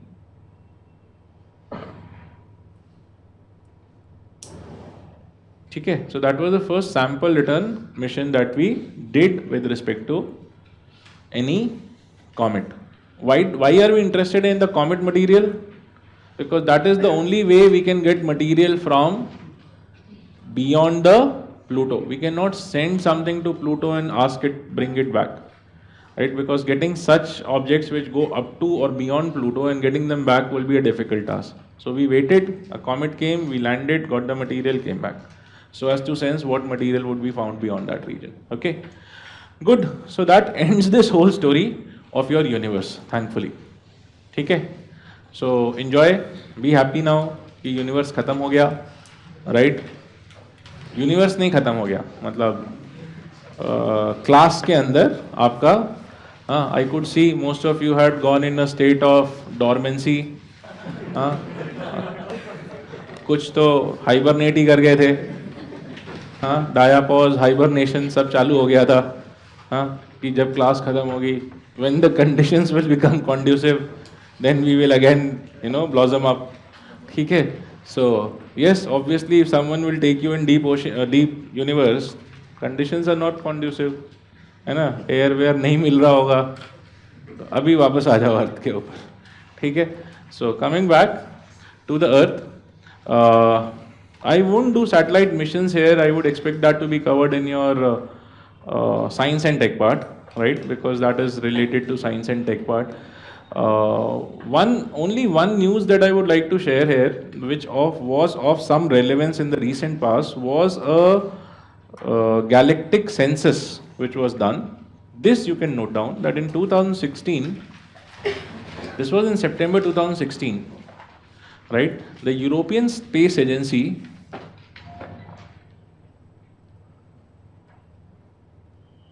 in 2016, the European Space Agency sent a satellite mission by the name of GAIA, Gaia satellite, right? The Gaia satellite, which mapped our galaxy, or did a census of the galaxy. How do you do a census? Obviously, it mapped and figured out how many stars are there, right? So, which mapped and did a census of the galaxy, putting the number of stars in the Milky Way galaxy at 1.1 billion stars. In our Milky Way galaxy, the Gaia satellite census stated that in the Milky Way galaxy only there are nearly 1.1 billion stars. ठीक है, इतना तो वो सिर्फ हमारे ही Galaxy के अंदर है, राइट? अब उसके बियॉन्ड खुद सोचिए, राइट? ज़्यादा मत सोचो यार, दिमाग पे लोड हो जाएगा. You already have so much of UPSC load in life. ठीक है. So this is the only thing. Other space missions etc. we can do separate. You can do in your science part, right? So from there you can come to the Earth. Now the Earth related geography begins. GAIA. ठीक है. So come to Earth directly and let us pick up the Earth story, right? So see, I did not ask you many things in this part, the universe part. Reason being, I knew you would not be knowing, right? Maybe. And hence I did not ask. But in Earth, I will go on asking you. So now you have to be really on your, toes, edge of your seat type, ताकि answer दे पाओ. और नहीं समझ में आ रहा तो ask me, right? But don't again be dormant. This is not, this part specifically now here after is not factual, it's slightly conceptual. You have to understand what is the relevance of a latitude, what is the relevance of a longitude, what is the relevance of the Earth's tilt, what is the effect of these things. Now we are talking of effects. Okay, अभी तक तो fact था, fact रट लो काम चल जाएगा, but effect आप रट नहीं सकते हो, right, which will apply in climate and all. So let us come back and try to understand. So first, what is the shape of the earth? Yes, हाँ बोलो बोल, हाँ एक एक करके बोलो यार. हाँ, जियोइड, ऑब्लेट, स्फेरॉइड, और डराओ. हाँ, ऑब्लेट, एलिप्सॉइड, देखो मैंने बोला था एलिप्सॉइड. Yes, okay, spherical. हाँ, इसको कहते हैं पीस मील एक्शन. हाँ, ये सब डरा रहे थे तो उन्होंने थोड़ा सा, सर इतना मत डराओ बच्चों को. हाँ, spherical with slight bulge, that's what you are saying. Slight bulge, where? Poles. Okay, so the bulge is slight bulge. The bulge is at poles or the bulge is at equator? Where do we have a bulge and where we have a compression? Where is the earth compressed?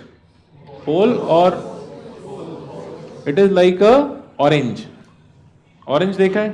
So orange is compressed on the top and the base, and on the side it has a bulge. ठीक है? So what else? और कोई shape? हाँ, geoid, oblate, ellipsoid, spheroid, spherical with bulge, और कुछ? और कुछ नहीं है? पक्का? दिल को शांति हो गया? Okay. So what is the difference between these shapes? जितनों ने बताया है, कौन कौन बताएगा? हाँ? ऑरेंज लाइक, वो भी बोल दिया किसी ने, ऑरेंज लाइक. हाँ, अच्छा हुआ और शेप्स नहीं बताया आप लोगों ने. Mango like, anything could have come sir. Watermelon, musk melon, हाँ सारे फूड लिखवा देते. हाँ, चेरी, टोमेटोज, जो कुछ भी सूझता. Yes, so what is the difference? Let's do fast and then we move.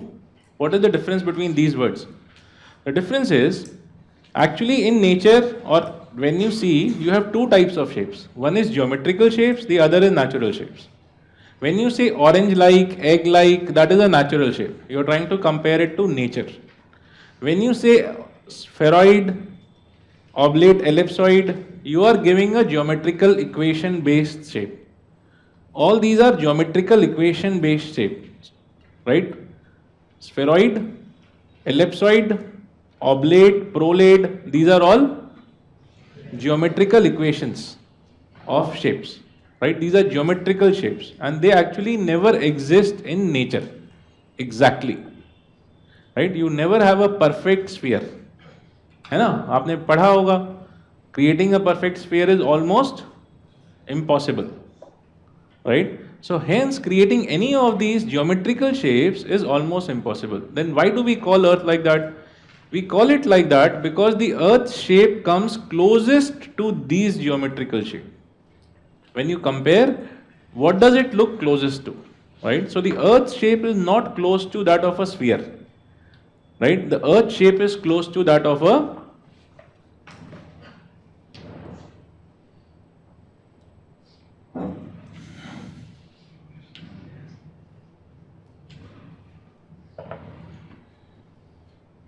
the terms that we wrote, oblate, ellipsoid and oblate spheroid, both. How? When the earth is not rotating and had the earth been non-moving, the shape comes closest to that of a oblate ellipsoid, right? And when the earth is rotating, that's when it tends to bulge up slightly more because of the motion, right? Because it is not a completely rigid body. Even earth has an elasticity. That elasticity, because of its rotation, goes on to create it slightly bulge out. That bulge makes it, so in rotation the earth is like a oblate spheroid, right? And yes, some of you might think, sir, no, ulta hai. Ulta nahi hai. When it is stagnant, it is oblate ellipsoid. when it is moving it is oblate spheroid. ठीक है? Now where does geoid come from? Geoid is the name that we have given to our earth, because actually in nature you have no other thing which is exactly like earth. सबको unique होता है ना, earth is also unique and you have to give a name. हम orange को तो orange like बोलते हैं, हम ऑरेंज को क्यों नहीं बोलते अर्थ लाइक? अर्थ को आप ऑरेंज लाइक बोल रहे हो, मतलब this is you know demotion of the earth, है ना. आप बच्चे को देख के ये तो नहीं बोलते ये पापा अपने बच्चे जैसा है, ये बोलते उल्टा, right? So I hope you get a sense what I'm trying to say. So hence for the earth we have given a term, the shape of the earth we have given a term geoid, and this is what. So geoid is the shape of the earth. These two are geometrical shapes and the earth comes closest to them. And spheroid and bulge and all, these are for explaining to children who would not understand what is an oblate spheroid and an oblate ellipsoid. ऐसा नाम बोलेंगे तो बोलेंगे कौन से picture में आया था, हाँ, because they would not know ये सब क्या है भाई, है ना, until unless they also decide to become engineers like half of you, है ना, या whatever, तब तक ये बीमारी हाथ नहीं लगती है, right? I think they don't teach all these shapes in class 10th, है ना. 11th 12th में आपका जब ज्योमेट्री स्टार्ट होता है वहाँ जा करके you get a sense, probably not even there, उसके भी ऊपर जाके पता चलता है, ठीक है. सो क्योंकि बहुत सारे इंजीनियर्स की शक्ल पे भी मैं ऐसे ही लाइंस देख रहा हूँ, सर ये सब टर्म्स, इसका तो इक्वेशन हमने नहीं लिखा था स्कूल में, है ना. दैट्स ओके, कोई बात नहीं यार, तो आगे बढ़ जाएं. This is the shape. Once you are done with the shape, the next thing that comes into play is the movements, right. So once the shape is done, earth shape over, movements of the earth, right? So you can put the next heading as movement. What we did first was the shape and the second is the movement of the earth, right? So in movements of the earth you can write down that the earth movements, earth has two types of movements, major and minor.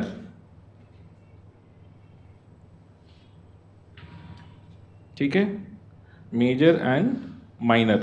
So which are the major movements that the earth does? Who can tell me?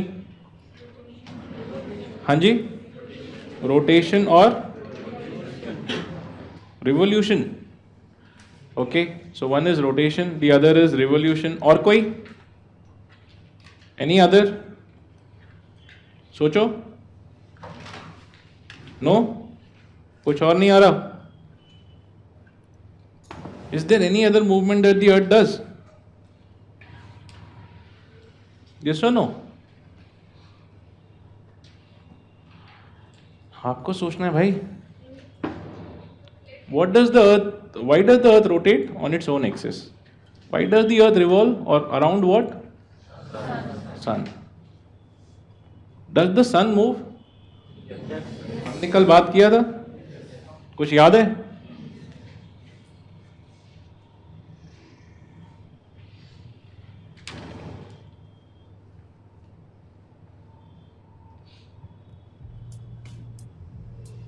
I think, see this.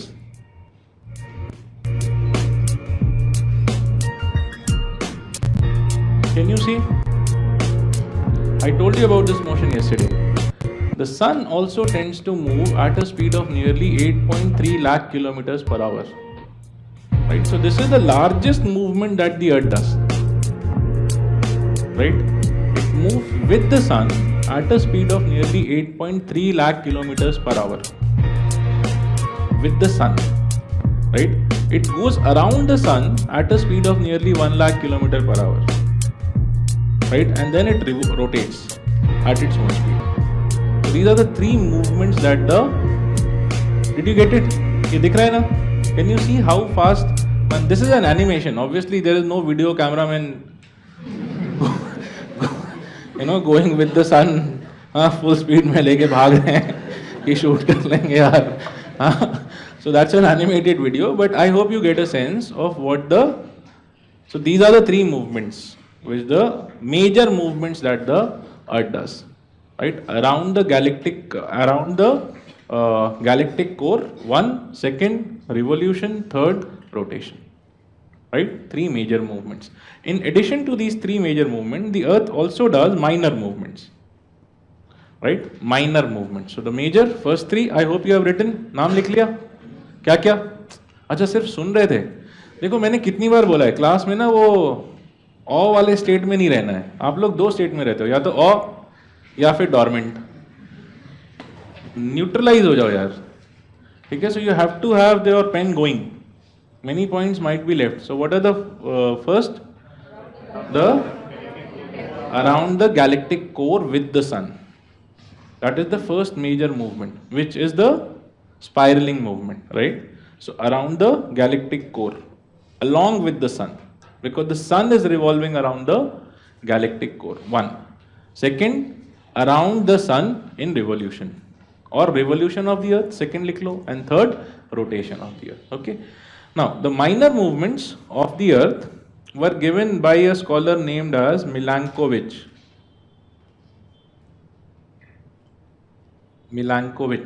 Right?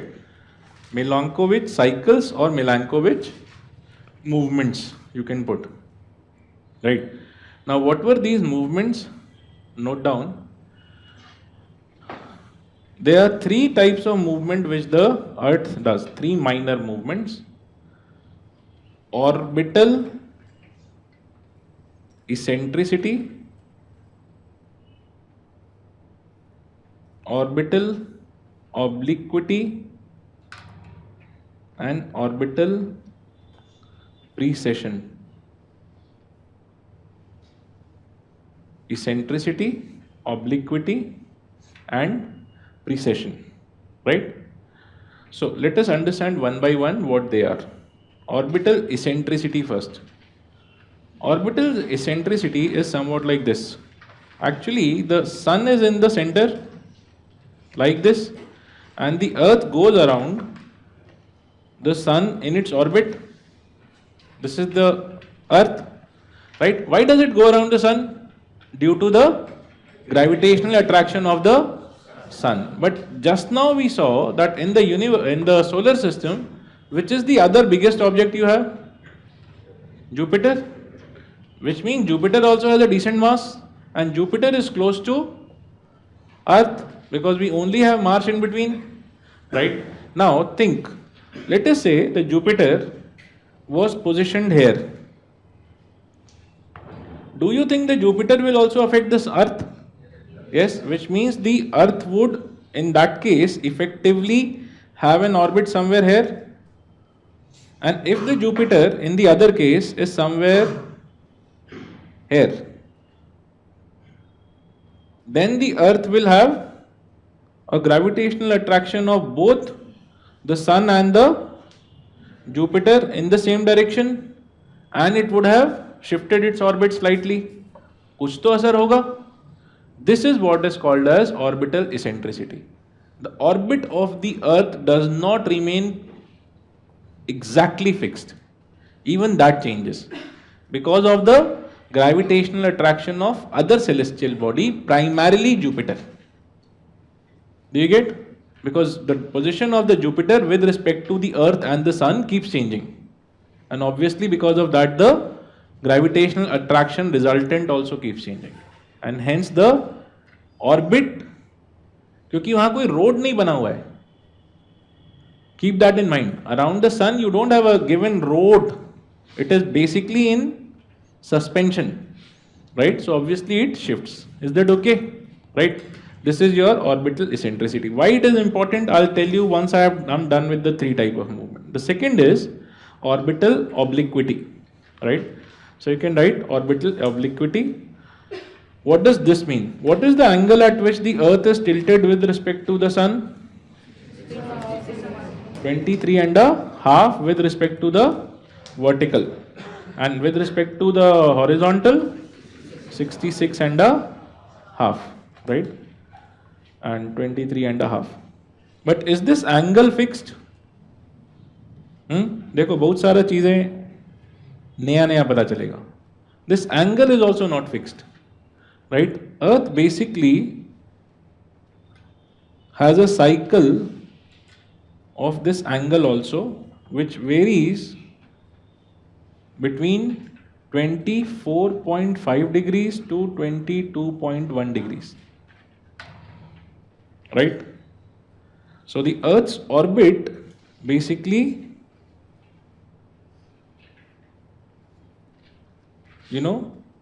shifts between these three in a cycle of 41,000 years. So the Earth's tilt is also not 23 fixed. वो कभी थोड़ा ज़्यादा tilt होता है, कभी कम, and that is cyclic, right? So it does go up to 44.5 and comes back to 22.1, then goes back to 44.5, 24.5, then again comes back. Do you get? And this is called as obliquity. And how much time does it take for one loop? 41,000 years. Okay? This we call as the Earth's orbital obliquity. It is something like, now how do you imagine this? How many of you have played with tabletops?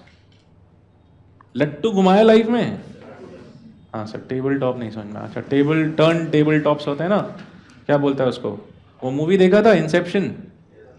Movie देखते हो life में? Inception देखा था? उसमें था ना वो, हाँ, स्पिन टॉप. या अगर वो नहीं देखा था तो बचपन देखा था, या बचपन भी स्क्रीन पे निकल गया? सर एक्चुअली मूवी मिस हो गई बचपन की, आप पढ़ रहे थे, ठीक है? तो उस मूवी के अंदर आपने एक लट्टू घुमाया था, ठीक है? So when you rotate this लट्टू, how does it go? It spins like this, but does it keep its axis vertical? No, the axis tends to wobble. Do you remember? ऐसा वॉबल करता है, right? Till the lattu keeps spinning, the axis also wobbles one, and you will see that it will tend to bend and it will tend to come back, right? So this is obliquity. And what is the third one? You can come right, precession. ठीक है, अब आ जाओ. Yeah. It is not gravity only, right? क्योंकि यहाँ किसका gravity लगेगा? अर्थ तो अपना ही घूम रहा है.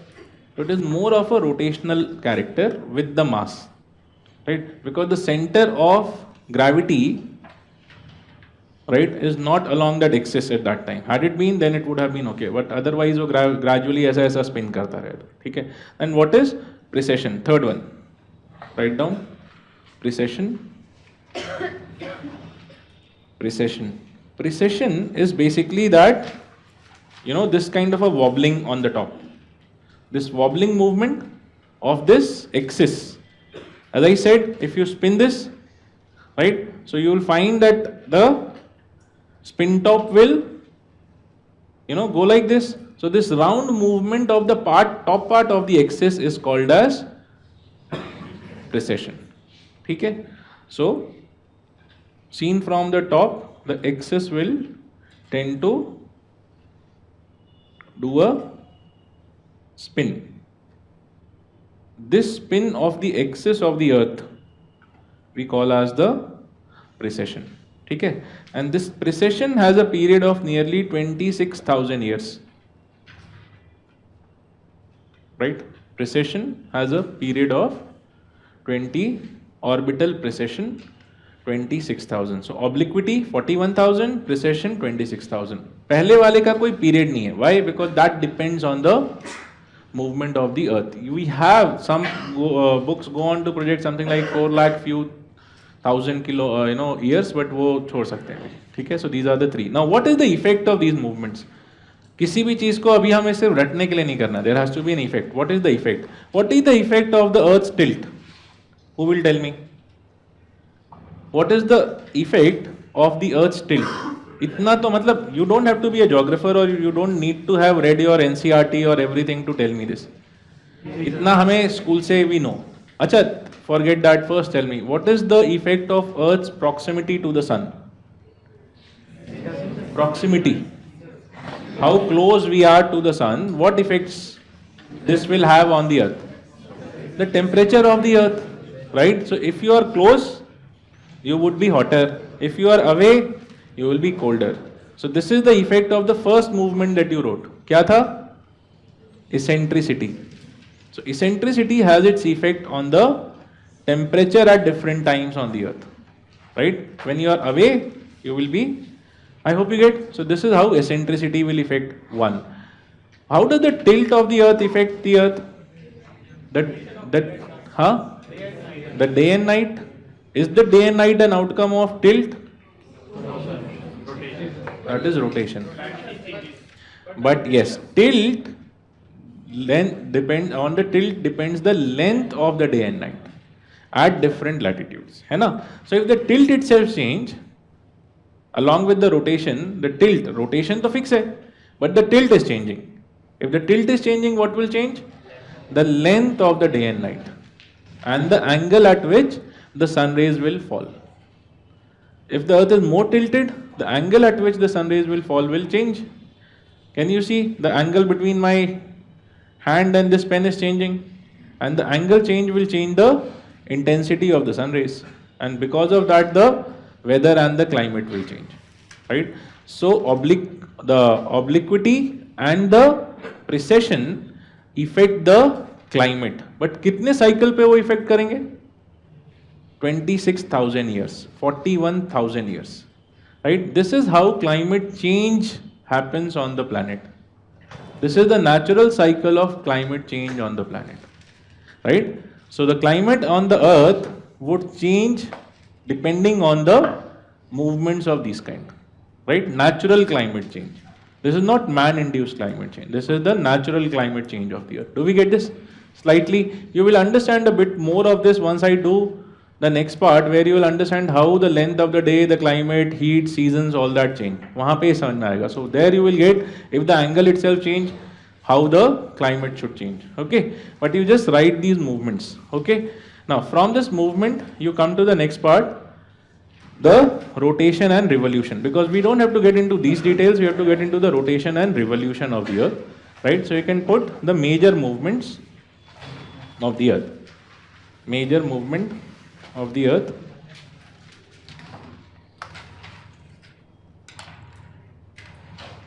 Major movements. Okay. So in major movement, what you have, कौन कौन सा था? Rotation and revolution. This is what we need to understand.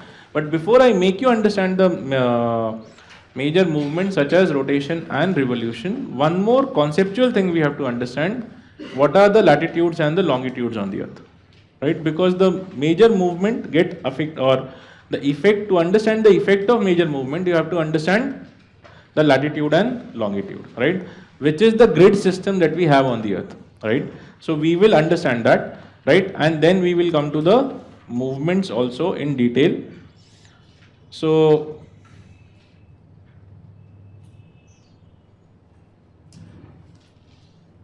see this.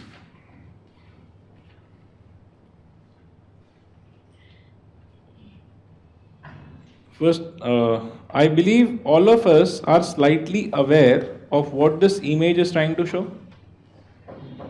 Huh? What do we have? थोड़ा जल्दी जल्दी बता दो, so that I can take you fast to the latitude, longitude thing and move. What does it show? You have the sun and you have the earth. What is this movement called? Revolution of the earth, right? What is this thing called? The tilt of the earth, right? And the rotation of the earth. So as you see in this image, what you have, the earth, if we start from the month of March, in the month of March, forget the name right now. The earth would be somewhat tilted like this, and by the time it comes to June, right, the northern hemisphere of the earth gets tilted towards the sun, right? But is it that the earth's angle changes? No, it doesn't change the angle. The tilt remains the same, but the earth is tilted like this. In September, it is tilted like this. In December, the northern part is tilted away, the southern part is tilted towards. Opposite was in June. Here, northern was tilted towards the sun, southern was tilted away from the sun. In this, northern gets tilted away, this one comes here, and then it comes back to this position, right? So in a year, the earth goes on to go around the sun in this manner. How can you imagine this? See this. Suppose this is your earth, which it is, right? And it is tilted also, as you can see. Assume my computer to be the sun, right? So this is what position as per this image? उसी से देख के बताते जाओ. This is what position? June, all of us can see. So this is June, right? And what is the axis? The axis is tilted like this, right, of the earth. And the axis will continue to be tilted like this only, right? It won't change. The earth doesn't do this. Earth remains like this. And then it keeps rotating. And it just keeps moving like this, right? So the axis keeps like this and it keeps going like this. Now, as you see here, the axis is tilted towards the sun. Can you see it is tilted toward the sun? ये सबको समझ में आया? Can you say this is tilted toward the sun? Very good. Now tell me, if the earth just spins, right, and comes to this position, right, what is this? Board पे देख के बताओ. September 21st या March? It has come. You people are front of sun, I am behind the sun. See that image. अब बताओ. What is this? September, right? In September, tell me, the axis of the sun, is it tilted toward the sun? Yes or no? Hanji, is it tilted? No? All of us are clear on this? Anyone? See, the axis is still tilted. But my question is the axis tilted towards the sun?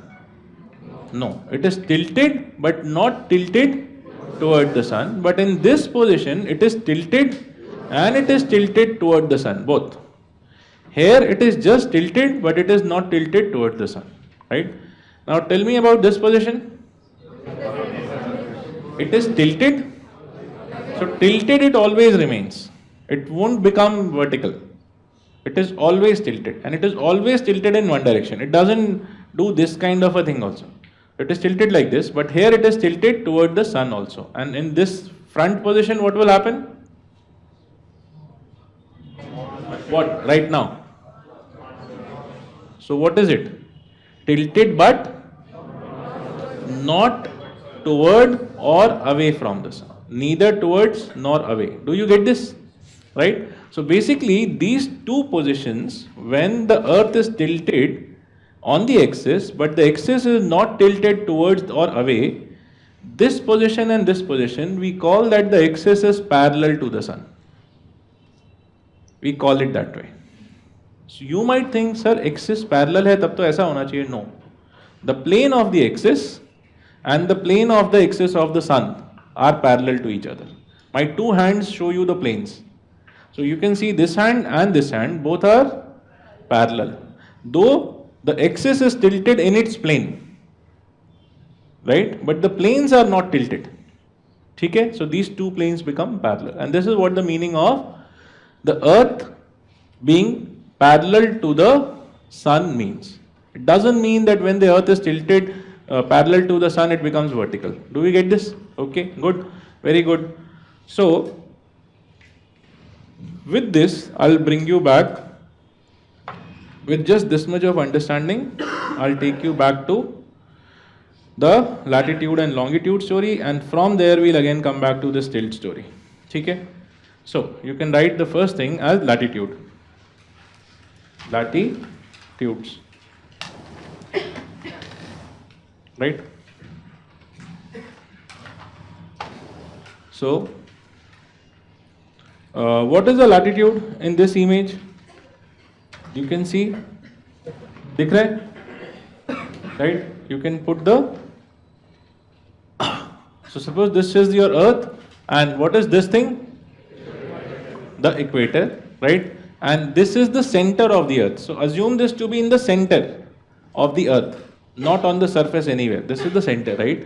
So if you connect the center with the surface, right, keeping the earth's axis vertical, right? If you keep the Earth's axis vertical, 1, and then you connect the center of the Earth to the surface by a horizontal line. The axis is vertical and you connect the center of the Earth with the surface by a horizontal line. Wherever that horizontal line touches the surface, that becomes the equator. Right? That point is the equator. And when you connect all such points, you get the equatorial circle. Right? Because obviously from the center you can draw the horizontal like this, you can draw the horizontal like this, you can draw the horizontal like this, you can draw the horizontal like this, and into the board. So on the surface you will have multiple points. When you connect all those points, that's your equatorial circle. Do we get? So how is it drawn? Equator, keeping the axis vertical, connecting the center to the surface by a horizontal line. That's where the horizontal line touches the surface, where it is touching the Earth's surface. That point is the equatorial point, right? This is your base, or this is the first most important latitude. With respect to the equator, you draw other latitudes. Okay? So how is the other latitudes drawn? With respect to the equator. How? Now see. That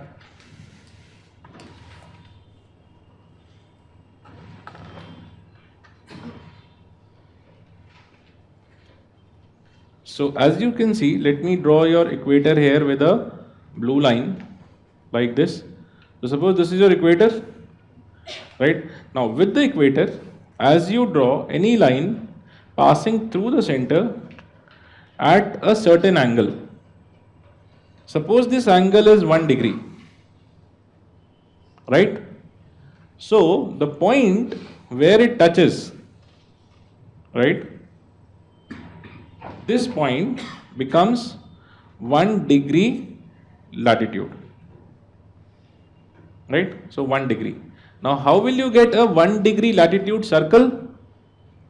The same thing you draw on whole of the surface and you connect all the points of 1 degree latitude. That will give you 1 degree latitude circle. Okay? And because this is in the northern hemisphere,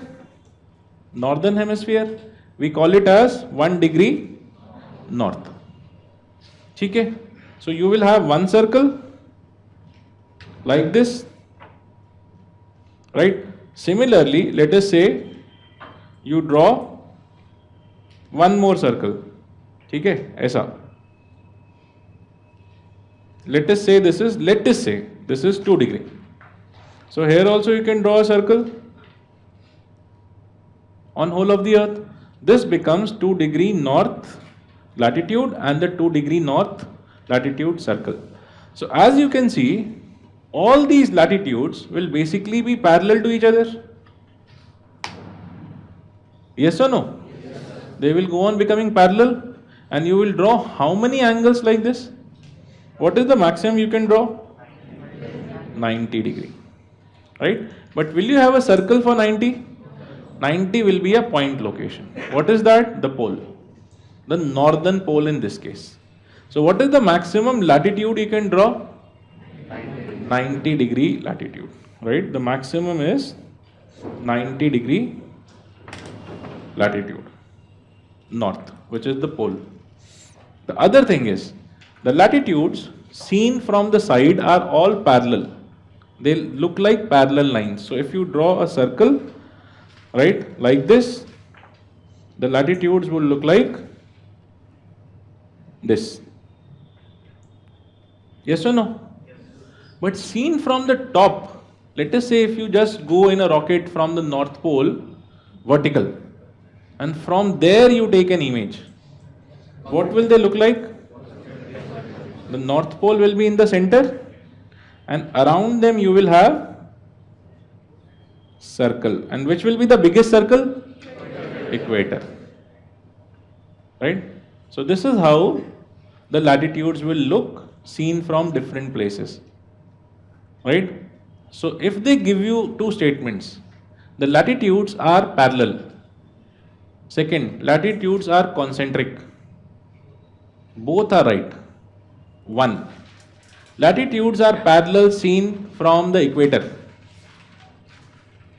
Latitudes are concentric seen from the equator. कौन सा line right है? First one. The second is wrong.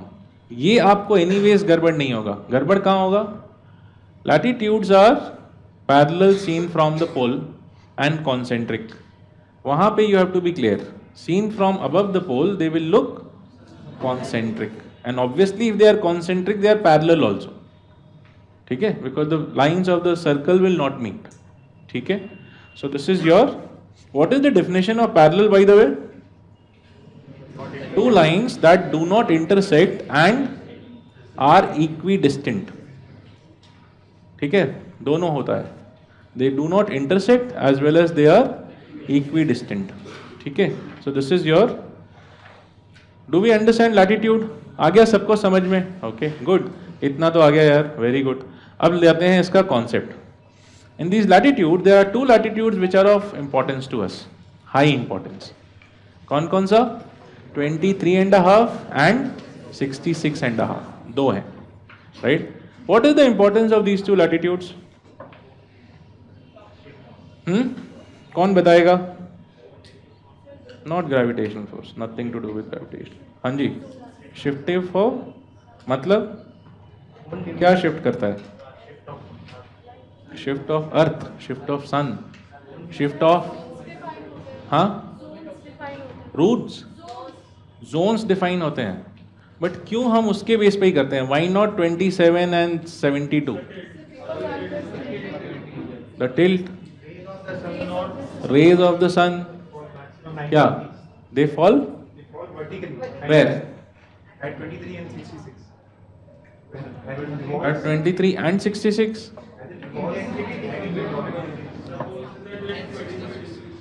एक एक करके बताओ यार. हाँ, मैं सबको सुनना चाहता हूँ.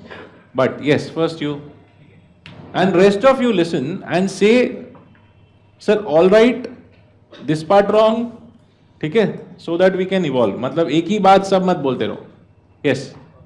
So, about 23 degree and half, sorry, about 66 degree and half, the rays of suns don't fall vertically on the surface. Is that right? Above 66.5, the rays do not fall vertically on the surface. Is that right? हाँ, पक्का? Vertically 66 है वो? फिर से सोचो. हाँ, 23.5 है वो. Above 23.5, the rays of the sun do not fall vertically ever. The angle only you made a mistake. You can say, sir, मैं ऊपर से calculate कर रहा था. That's okay. मैंने अभी कुछ बताया ही नहीं है. ठीक है, that's okay यार. हाँ, but the concept is right that they do not fall. Anything else? Is that the importance of 66 also? Yes, when 66 also the same importance? Yes, dear. it is tilted the other way, then it's the same thing. With the 66 also, which mean? When the sun is, when the earth is tilted, the southern hemisphere has some. You are the sun now. अब बोलो. किधर tilt करना है? ये रहा vertical. मेरी side या इनकी side? To your side. Okay, ये लो, हो गया. अब बोलो. So, where is 66? the region when sun's rays are directly going, that will be The region where the sun's rays are directly going vertical. Yeah. vertical, No, directly vertical. right, directly going will be where? North hemisphere, south hemisphere, southern hemisphere, northern, both. Think you are right, you are near, but yes, you have to apply. See, I told you this is not. यहाँ पे मुझे बताने का कुछ है ही नहीं. All of you can tell yes. हाँ? I think southern. You think southern? Southern hemisphere, not northern. पक्का? On other side. On other side मतलब? Capricorn side on northern side and Capricorn side is this. Yeah, that way nothing will happen. So this side it will fall on 66.5. No, sir, it will fall between 23 and a half. Sir, वहाँ पे तो हमेशा fall करेगा. अभी मैं बोल रहा हूँ, अभी आपकी तरफ southern hemisphere है. So it will fall. The sun's rays will fall up to beyond less than, on, 4 option है. अब बोलो, पीटी क्लियर करना है ना, ऐसा ही आएगा वहां लिखने को नहीं देते. हाँ, दिस पोजिशन, उधर पहुंच जाओ आप अपना मेंटली इमेजिन करके. यहां पे क्या होगा? Can all of you understand this? This is the, you, all of you are suns. This is the earth. It is tilted like this. My question is, in this position, the sun's rays reach directly up to 66, on 66, beyond 66, up to 66, right? So up to 66 here, directly up to 66, right? Will they go beyond that? Pakka? Do in this position, does the sun ray not directly reach beyond 66? आपने up to बोला है. In this position, the sun's rays. Now you should ask, sir, which hemisphere are you asking? You didn't ask me this. Now let me refine the question. In this position, in the southern hemisphere, the sun rays reach up to 66, up to 90, less than 66. Yes, in this position, southern hemisphere. 90 कहाँ है? ये रहा 90. यहाँ पे sunrays नहीं आ रही. Can you not see? Your sight is the sun ray, right? So is the sun ray not reaching? It is. So southern hemisphere it is. Now let me put the second question. In this position, the sun rays in the northern hemisphere reach beyond 90 or beyond 66, on 66 only, up to 66. अब बोलो.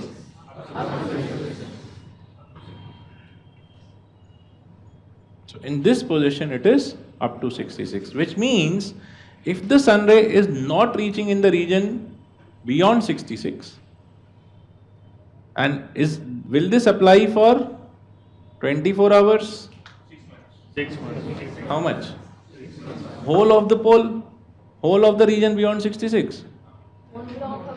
नहीं, यही सब समझना है. Do you get it? Right? So can you see there is some confusion, not clear कि exactly क्या है? You know and you can derive, but let us see what is the relevance, right? So these are the questions which I want you to have in your head so as to understand. So see this. Basically, as we saw that rotation, this thing, the revolution image, can you tell me out of these 4, which one is when the northern hemisphere is tilted away from the sun? Some month बोल दो बस. December, do you agree? So first we talk about the December 22nd date. Let us start from December 22nd, okay? Now, so this is the image which is drawn here. See this. Can you see? This is your, sorry, let me rub this fast and make it clear. Jaldi, jaldi. So suppose this is your earth, right? है ना? What yaar? Just one second.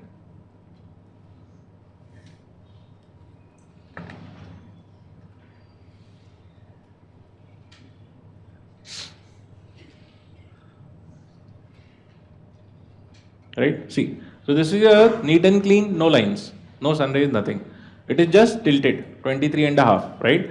Now assume, as I said, if the sun rays are coming and the earth is tilted away from the sun, in that case, from which direction should the sun rays come?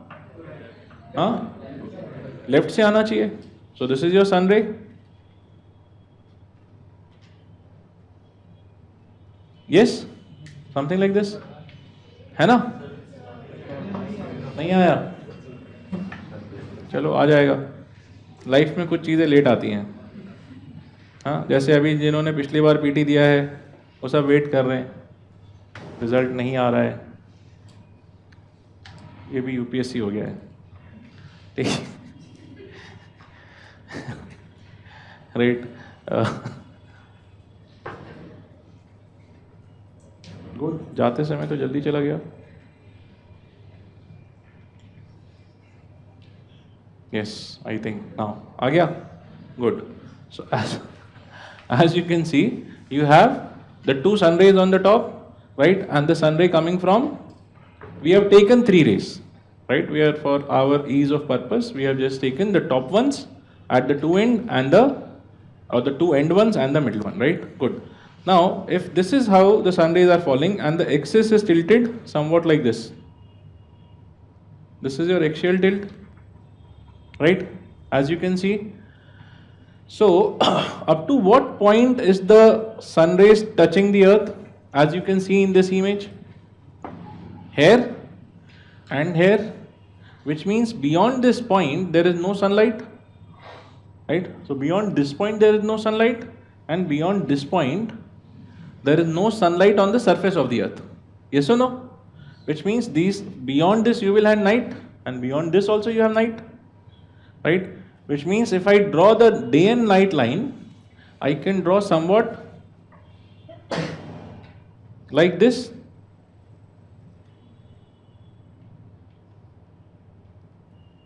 Yes or no? ये दिख रहा है? This is your day and night line. So one side you have night and the other side you have day.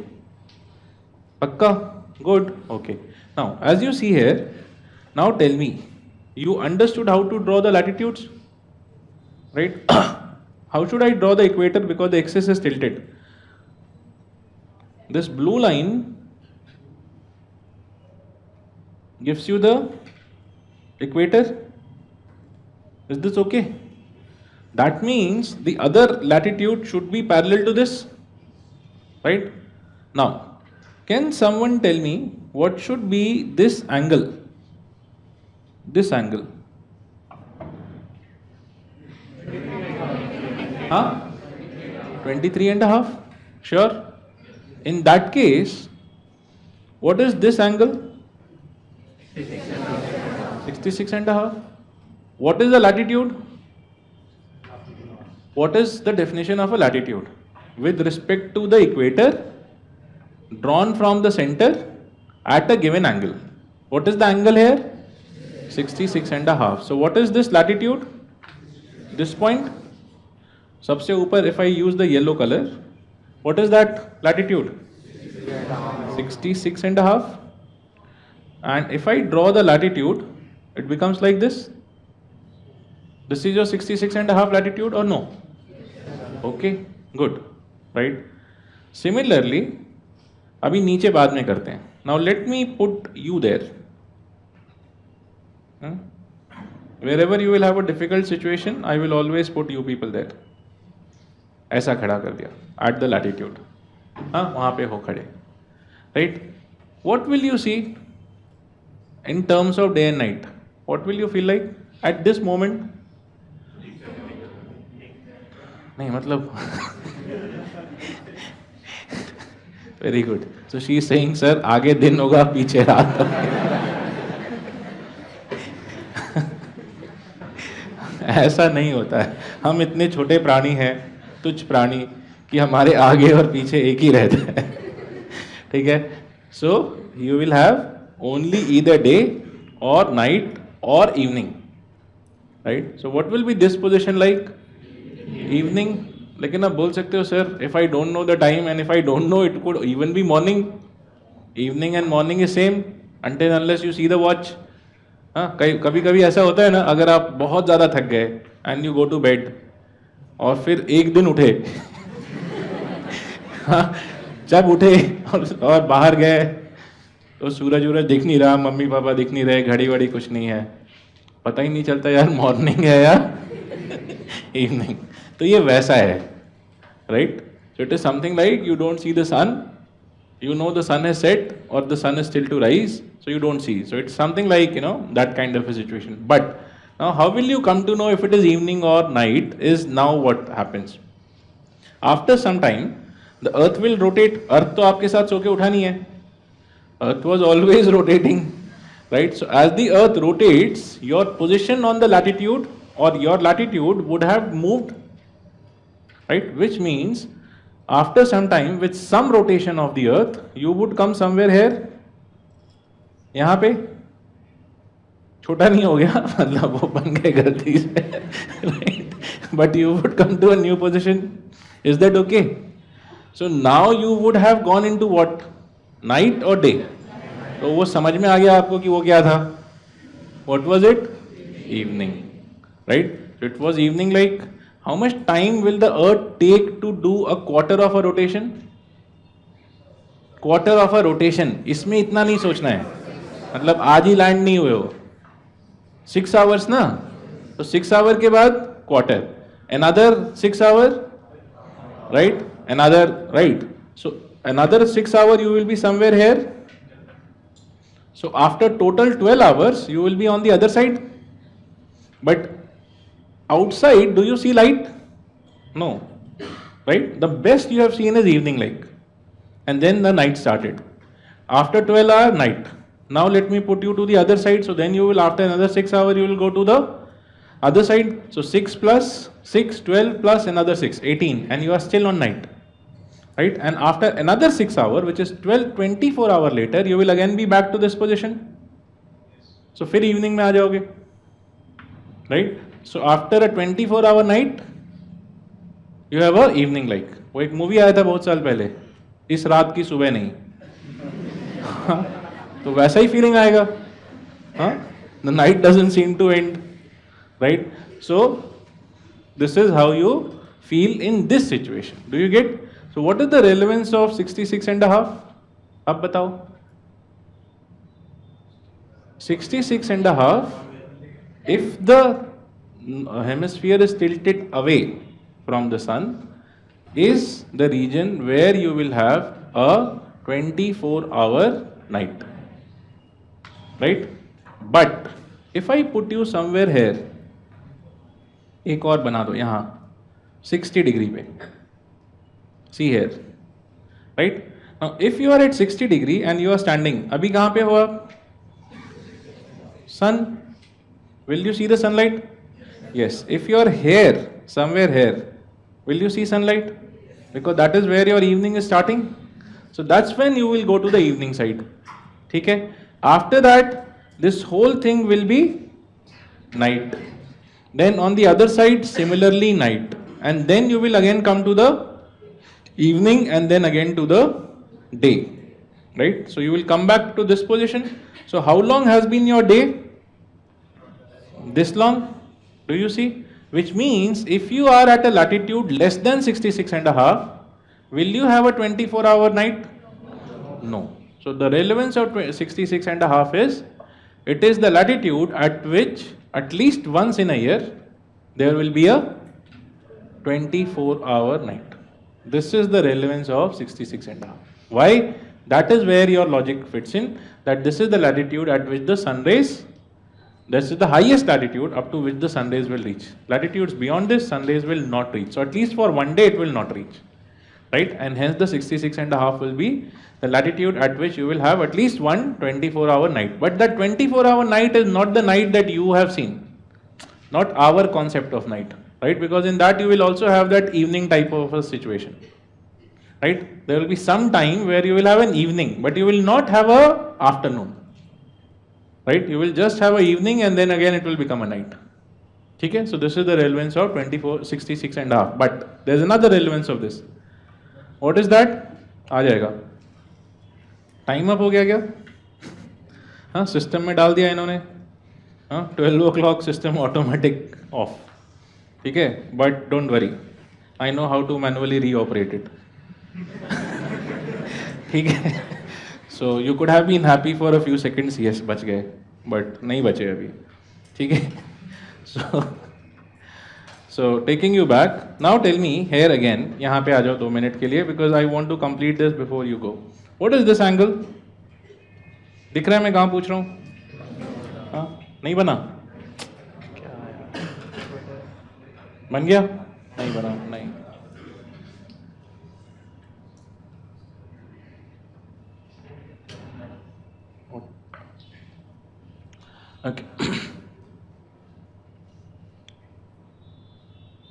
कितना angle है ये? 23.5, पक्का? Okay, so what is this angle? अब मैं वहाँ नहीं बनाऊंगा, यहीं पूछ लेता हूँ। 66.5, हाँ टाइम लग जाता है। So if this is 66.5 and this is the equator, what is this point? Again 66.5. So how can I draw the latitude here? अब कैसे बनना चाहिए latitude? Parallel to what? Parallel to equator. So कैसा बनेगा? ऐसा? Yes or no?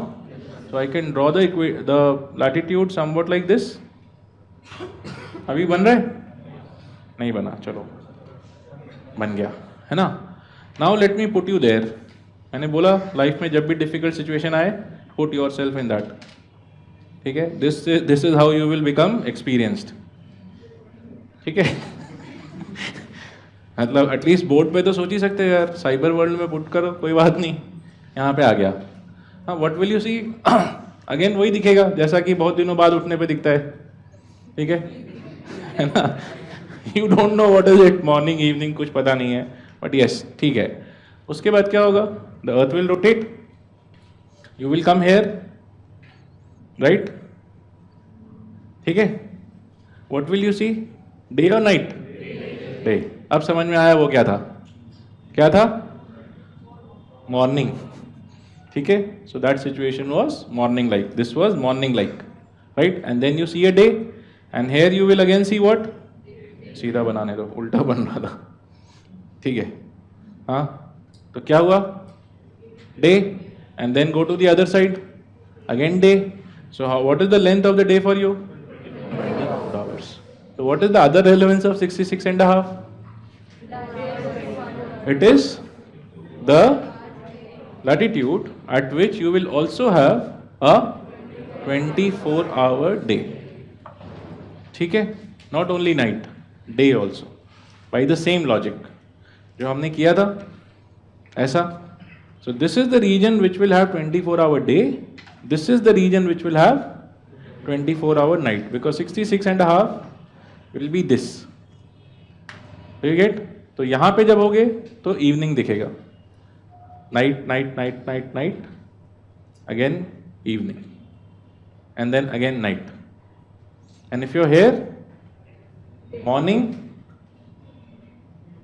Day day day day morning, because that's when the sun rays will be just on the ground, that is morning, right? So this 24-hour day will also go between morning to day, or something like this. Do you get this?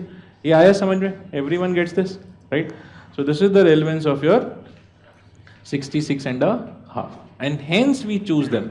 That's why they are the polar circle and the two polar circles. So I hope you get this relevance of this. पहले relevance समझना चाहिए. Don't rut, don't mug it up just for the sake of, because in exam they don't ask you those definition questions anymore.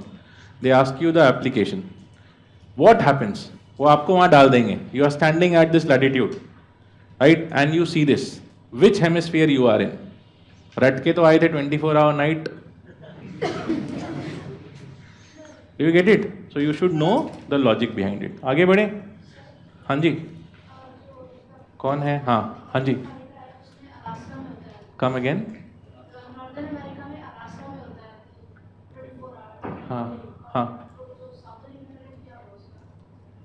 Northern hemisphere में Alaska में होता है, तो हाँ, तो सदर्न हेमिस्फीयर में कहाँ होना चाहिए? Is that the question? कहाँ होना चाहिए? कहाँ होना चाहिए? अब ये देखो, ये रहा आपका globe.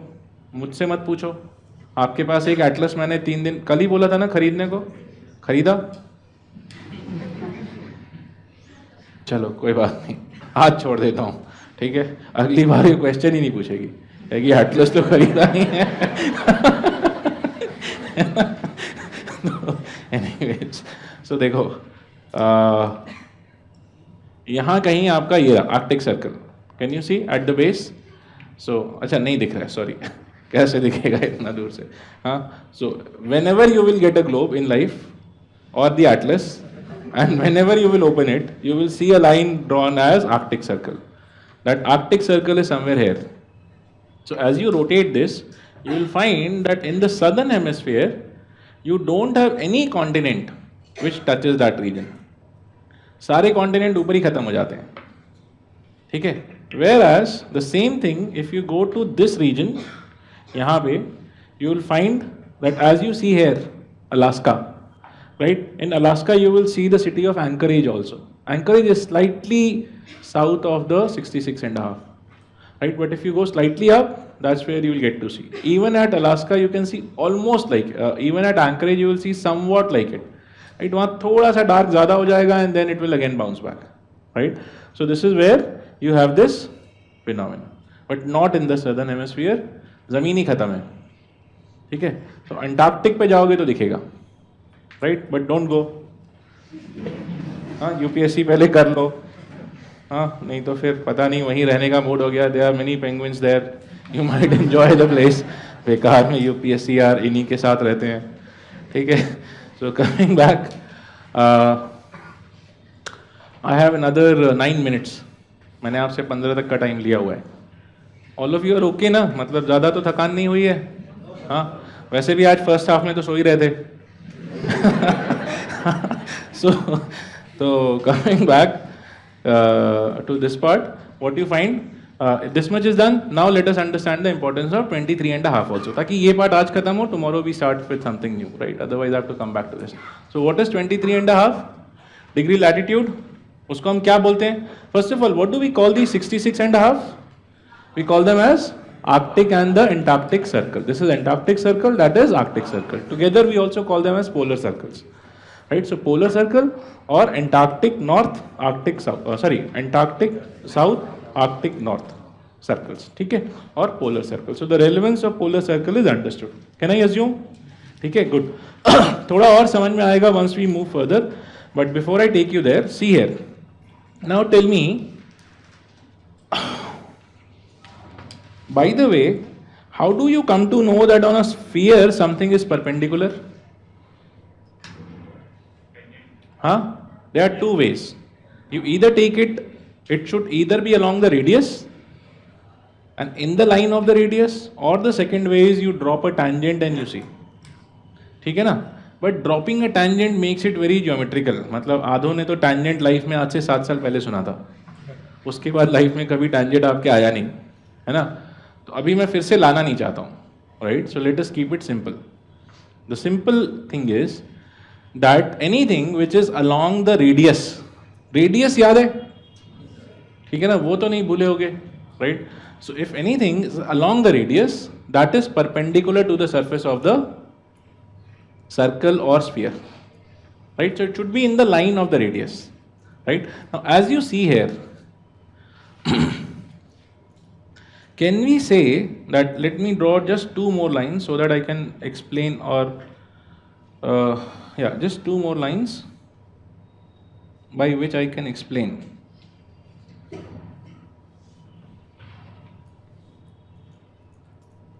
Right? Now how many radius can you see here?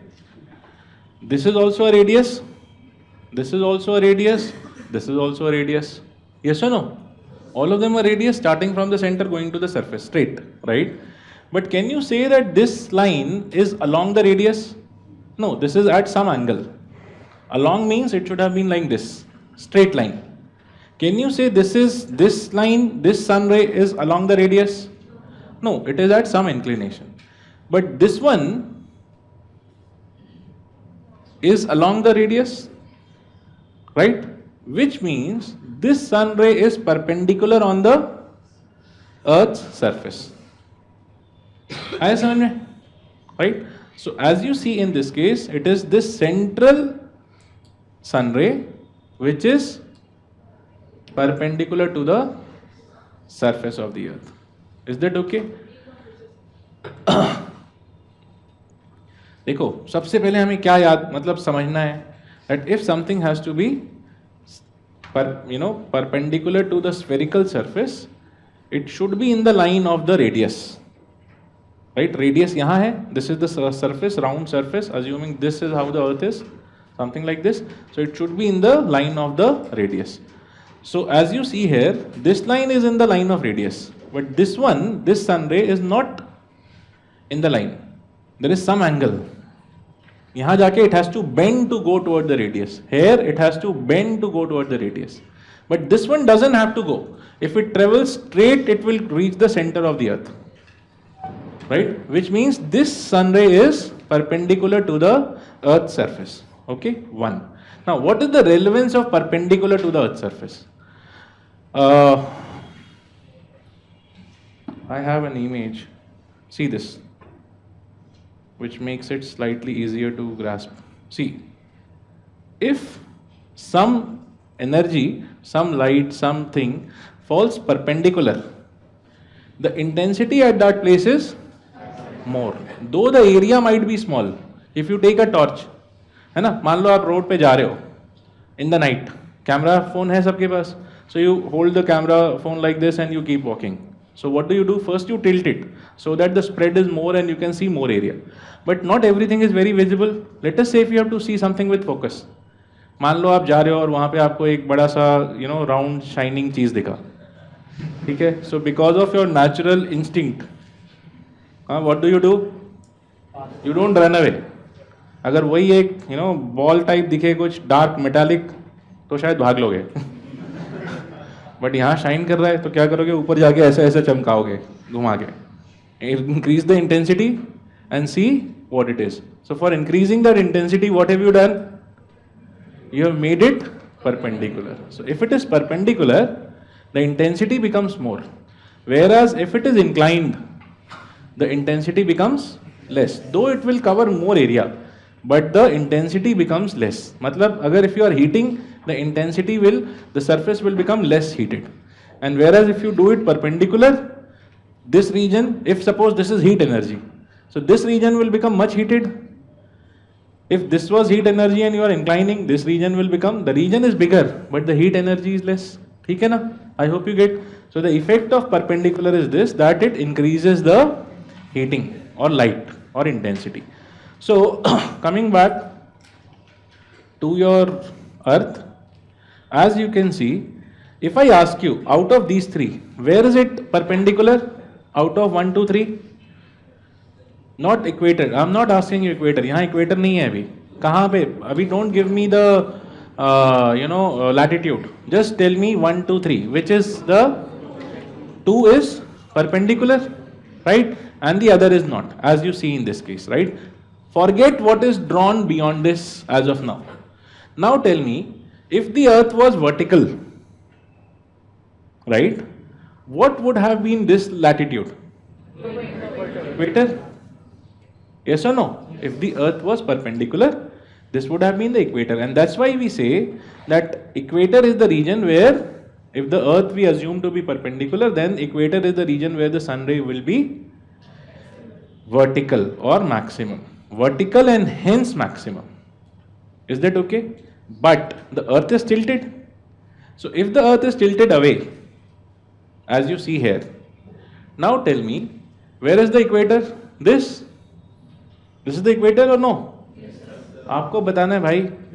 This is equator. All of us agree. What is this angle? 23.5. This means what is this?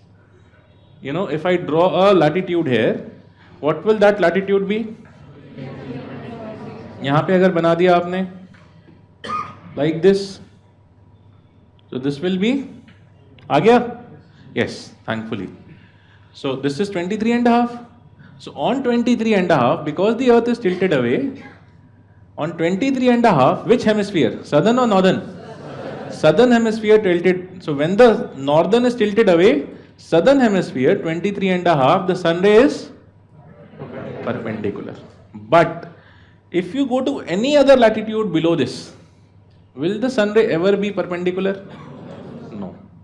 So what is the relevance of 23.5? 23.5 is the maximum latitude on which the sun ray will be perpendicular at least once in a year. On which day? When the earth is tilted away, in that case in the southern hemisphere. If the northern hemisphere is tilted away, then the southern hemisphere 23.5, the sun ray will be perpendicular. Right? So 23.5 is the maximum place where the sun ray will be perpendicular. Do you get? Right? Now, opposite of this will be what? The other side. इधर ले आओ. right? Suppose 6 months later, now you have the, and forget that this was night, right? अभी हमने night बनाया था, but उसको थोड़ी देर के लिए भूल जाइए, right? So, in this case, tell me, यहीं पे देख लो, understand, and then I will give you, you can write that definition in a minute. So, which radius do you think will the sun ray, or on which of the radius do you think the sun ray is perpendicular out of these three? Or sorry, along the radius, in which of those three the sun ray is pakka? Okay, the first one, it is along, as you can see, first, ठीक है ना? And this is the where it is not, but the earth is tilted, the northern hemisphere is tilted toward the sun. दूसरा side ले रहे 6 months later. So what do you have? How much is this angle? 23.5. So what does that, what latitude does that become? 23.5. So if I have to draw a latitude here, it will be 23.5. Right? So when the northern hemisphere is tilted toward the sun, where is the sun ray perpendicular? 23.5 north.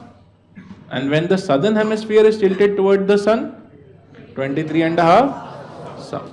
I guess this is the relevance of the 23.5. So basically, if you see, and in between, where will the sun be? Between these 6 months, where will the sun be? Between the 23.5. It will not go beyond. It will remain between. So it will travel from 123.5 to the second 23.5 and 6 months, and then the next 6 months from this 23.5 to this 23.5.